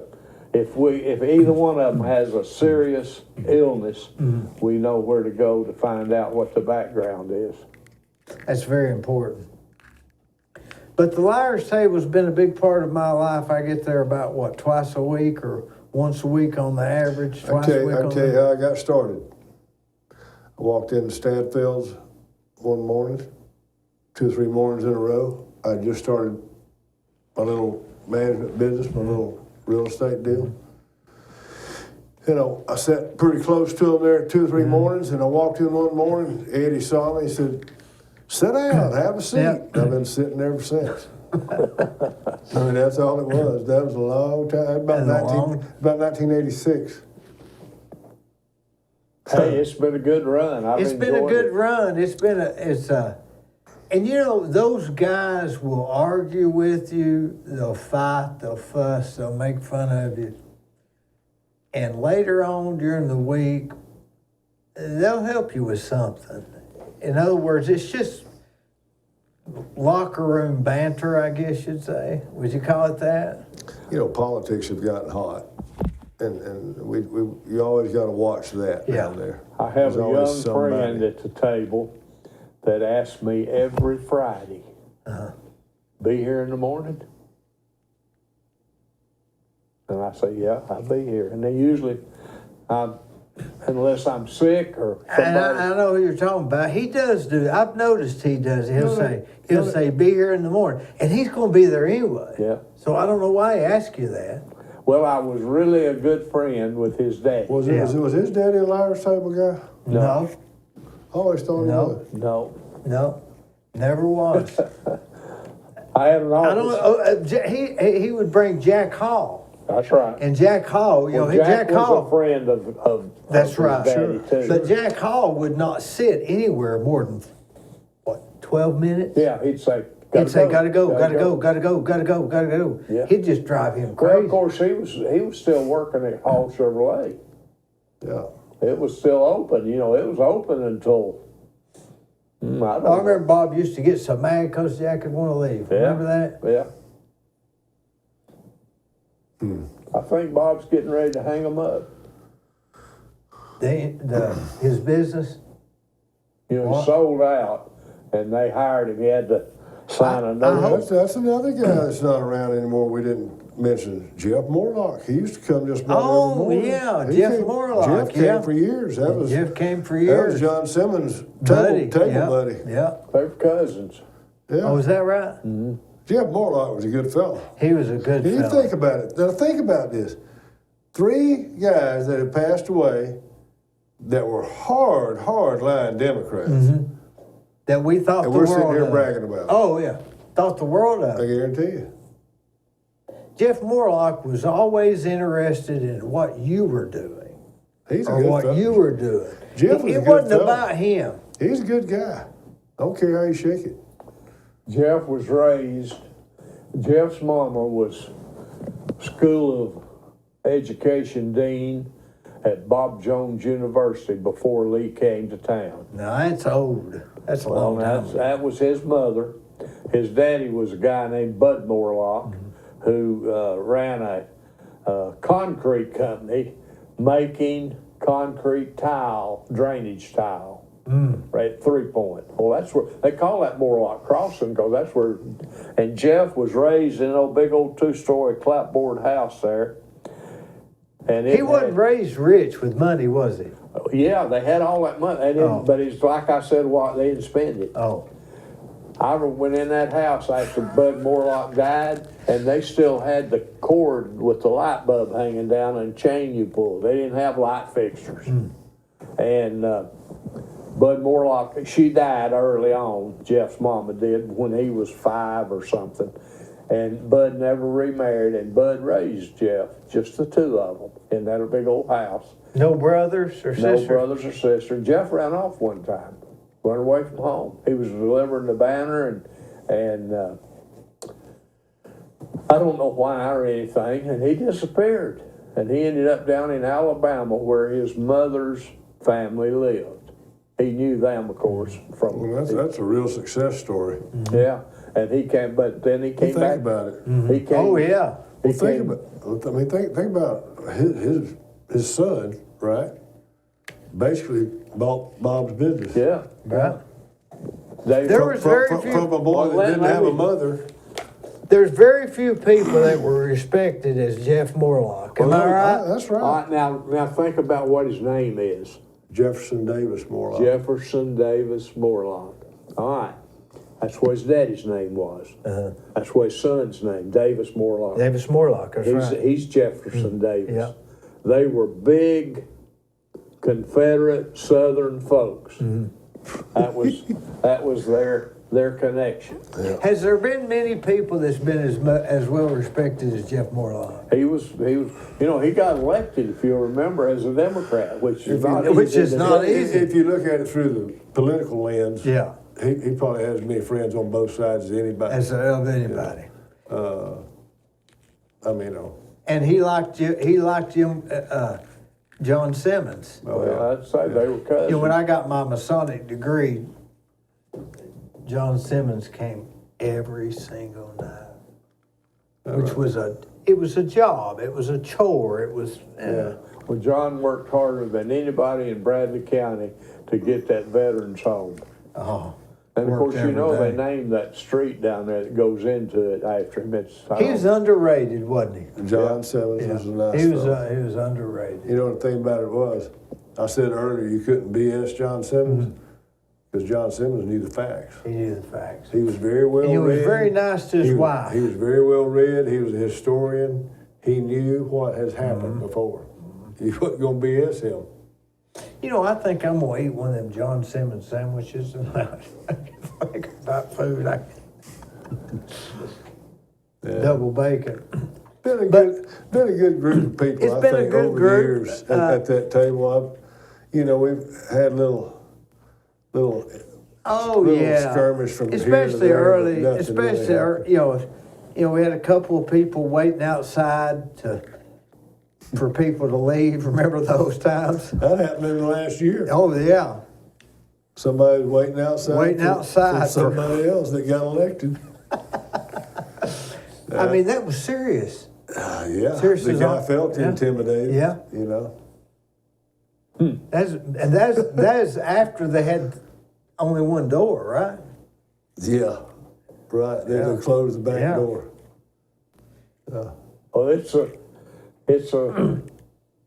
a tribute to a bunch of guys, I guess, because it's been a good group and it's been a real cross section. Oh, that's what I'm saying. And you can't discern between who had money or who didn't as far as who had a good life. That's Who my would point. you think, if you were thinking, who was the richest guy that was ever there? Haslam. Haslam or the richest. Ben Moore or Forrest Preston came when he had no money. He did, you're right. He had no money. He couldn't even leave a tip. He left a dime one time. Well, Moore came in not too long before he passed away, and he was sitting up front with J.T. Hahn. Oh yeah, JT drove him around. Yeah, and I was standing there, and I was kidding J.T. I said, you reckon you in Moore's will? And Moore grinned, and he said, well, here's the way it is. No. Said he said, I left $10 million to Joe. I left $10 million to Ben Jr. And I left $16 million for them to fight over. Now, I don't know whether he's telling the truth or whether he's joking. I remember him saying they left $16 million for him to fight over. I don't know why he yeah, used that word. 16 million. And I asked him one day, I said, Ben, I said, JT occasionally gets into a little trouble. I said, are you not a little nervous? And he said, nah. He said, all my friends are dead. And said, it don't matter anyway. He said, he comes by and gets me and we go eat lunch. He said, I don't have anybody to go eat lunch with. Well, after Dan had the second child and named it, a little boy, named it Ben. Yeah. So I called Moore and I said, well, Moore, they got a grandchild. He said, great grandchild. Said, name Ben. I said, boy, that's a little feller that'll be taken care of one of these days. He said, no way. Said that little fella's already taken care of. So I don't know what that meant. You know, right before you started the discussions, you mentioned how different communities have these tables and stuff. You wonder how this one perpetuates itself sometime. Right. This past week, a guy walked up to the table, introduced himself. You're right. From Charleston, South Carolina, said he's just moved here. He said, I've been told, Daddy, you need to go to the liar's table. And so there's a fellow named Bruce Ball. Has not missed a morning since. And a nice guy. Can he take it? We don't know yet. We're going to find out. He's retired, and he was a male nurse in a hospital. So that'll be He can remember everybody's name when he walks up. He can. He'd come in and call you by name. Yeah, But you know what? At the liar's table, we got Marvin.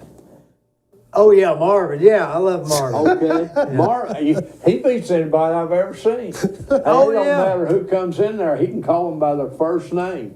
And here's what I got a kick out of the other morning. He came in, had on a suit. Oh, yeah. Well, I was there. Yeah, had that vest on. And I said, Marvin, did you ride that bicycle to work? Oh, no. He said, I drove this morning. And I said, okay. So in a minute, you know, he always sits over at that little table. I know. Well, this morning he ordered breakfast, and he sat at the liar's table with Well, he sat over at that table, and I said, here, Marvin, sit with us. Did you? Yeah, Okay. I pulled him over I there. remember that, yeah. But you're talking about how so many communities have these tables. Yeah. It is true. You know, there's, before they closed the Hardee's in Calhoun, there's about 8 guys met there every morning. There's a bunch that met with my dad just turned 96 last Saturday. And there was a place down there called PG's in Louisiana. And they met down there all the time. And he told me a story one day about a guy that came in from up north or something. He was full of energy, wanted to talk a lot. And he says, I need to get my house painted. You know, and the guy said, well, if you need your house painted, you need to talk to Durwood Waldrop. He sits right over there, you know. And I'll never forget my dad telling me this story. He said, the old boy come over there, sat down, said, hey, I'm sorry, I got this house, and you know, they say you the guy, yeah, whatever. He says, how long you been painting? He said, oh, about 17 years old. Been painting all his life for himself, my dad. And he said, old boy stepped off in it. He said, I guess you like that cold beer, don't you? My dad ain't drank since he was 16. Yeah. When he met my mother, he never drank another drop in his life. And Daddy said, he said, well, yeah. He said, I guess you have trouble with that. Like a lot of painters have trouble with that. He said, yeah. He said, how long has it been? And Daddy said, he looked up like this and said, well, I think if I make it next month, that'd be 67 years. That's what kind of crap you run into at these liars' tables. Oh, yeah. There's always a character going to put you in your place, you know. You don't run wild too long. Well, one thing about it, over the years, you see different people's personality, and when they're tired, when they're not, when they're woke up, when they're not woke up, the whole 9 yards. I'll put it to you like this. You take Wes Snyder. Mm-hmm. Oh, yeah, Wes. Lord have mercy. We've had the most fun off Wes Snyder. Oh, and yeah. it ain't even funny, though. Yeah. He's fixing to have an ankle replacement because he fell off the roof of his house pressure washing. How many times did we laugh about him going backwards off that roof, okay? If he comes in the morning, we'll laugh about it. Probably will. Then you take David Fair. Well, he had his ankle replaced for a totally different reason because he played football. Right. And but you know about these boys and what they're going through, you know? Mm-hmm. And we laugh at each other all the time about it. Yeah, I forgot about Wes. We was with him through those. Yeah. Yeah. Yeah. Puts on a pair of rubber boots on a tin roof and turns on the pressure washing, just slides him right off that roof. He don't need to be doing stuff like that. He said he knew he was going to have a bad experience whenever he started moving. Well, you know, we got a guy comes to the table now that we have fishing trips occasionally, and we went on this fishing trip, and Steve Hickson, dough ball. Oh, dough ball, yeah. And hang on 1 second. I got this. Steve Hicks, where's Steve Hicks, okay? You ever go to the bathroom? No, I'm good. Steve Hicks, here. I'm surprised he's gotten this far. how much longer we got? That's up to you. How long we been, Gwen? 2:08. Lord have mercy. We ain't said enough for 20 minutes. Some of this is going to have to be edited out. No joke. Ah. Oh, yeah, yeah. I think the most unique thing about this conversation is the timeline. It's politics. It's people that have been in and out of town. It's, people that have had wealth.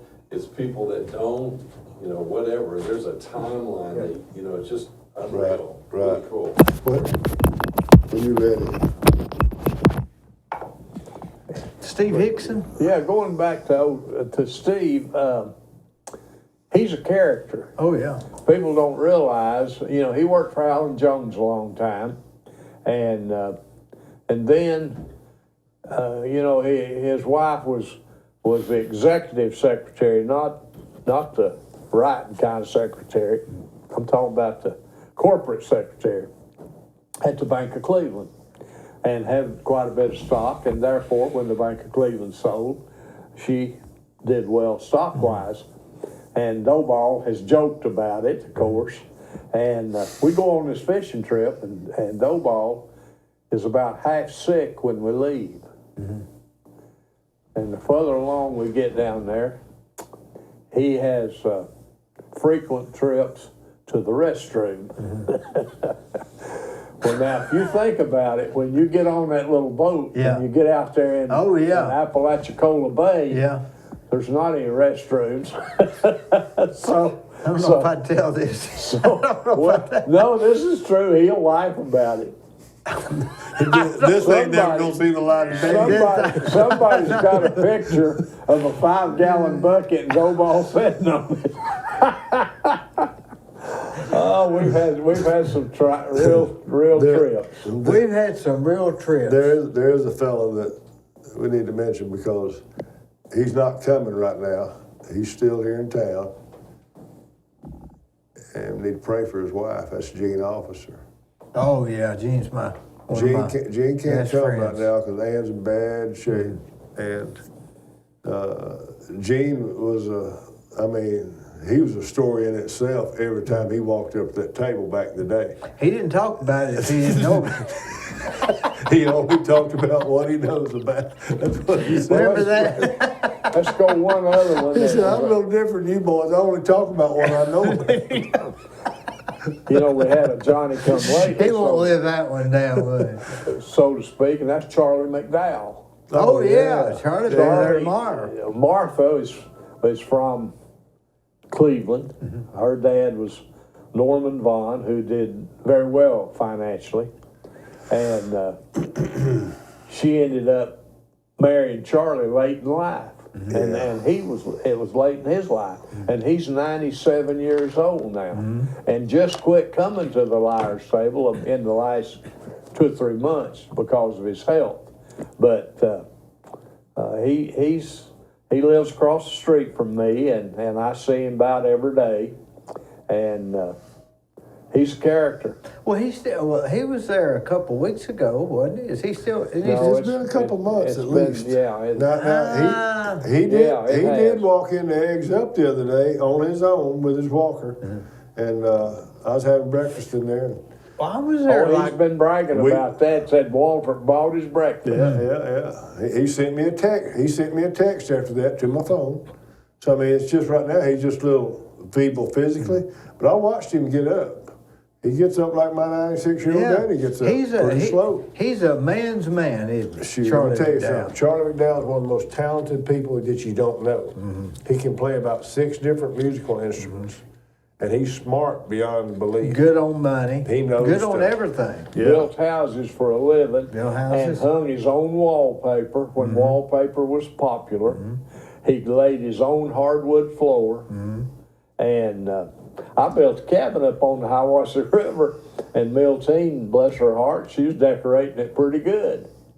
But she come to the wallpaper, and she wanted in the kitchen between the cabinets and the countertop, she wanted some wallpaper. Well, I can't hang wallpaper. I didn't even know anybody. It's not in style. I said something to Charlie. He said, well, I can hang that in 15 minutes. I said, come on, let's go. And he did. He hung it. And Was he your partner on the other side? What? Was he your partner on that cabin? No, that was a fellow named Carl Barger. That's right, that's right. That's right. But Martha and Charlie. You've had an interesting life, Eddie. I have. I don't have any lies to tell. I've enjoyed myself and hope I'm going to continue to. Yeah. Yeah. Be 91 my birthday and proud of it, if you want to know the truth. Yeah. But I'll tell you what, I can't take all. I married the right girl. That helped. Yeah. She has taken good care of me. Yeah. And she'll gripe a little at me if I get out of line. And You believe there's a hereafter? yes, sir. You believe Yes. it, Tim? Absolutely.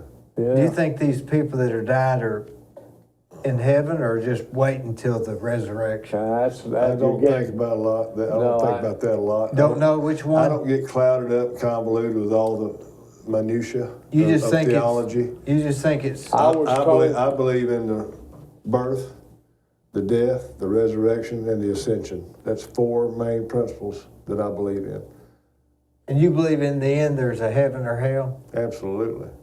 And I was taught faith as a little child. That's right. And that's the nugget. That's where I'm at. That's the nugget. Well, no, I'll tell you though. No. Well, and what that means is keep it simple. That's right. Believe in salvation. Leave all the rest of that mess alone. Yeah. Yeah. I mean, I don't care how many church members they take in every Sunday, and I hope they do well. You know, but that's not my thrust. I don't try to tell Dee how to do his deal, because I got a little red wagon and it's usually got a flat tire. So, yeah. Well, we've always kept it fairly clean down there at the table. Oh, yeah. We don't have anybody really get out of whack. No, do no big cussing sprees or nothing down there. Everybody's pretty respectful about that kind of thing. You know. I say we dedicate this to all the guys that we've argued with at the liars table. Thank you, sirs. got it. Thank you, Enjoy brother. it.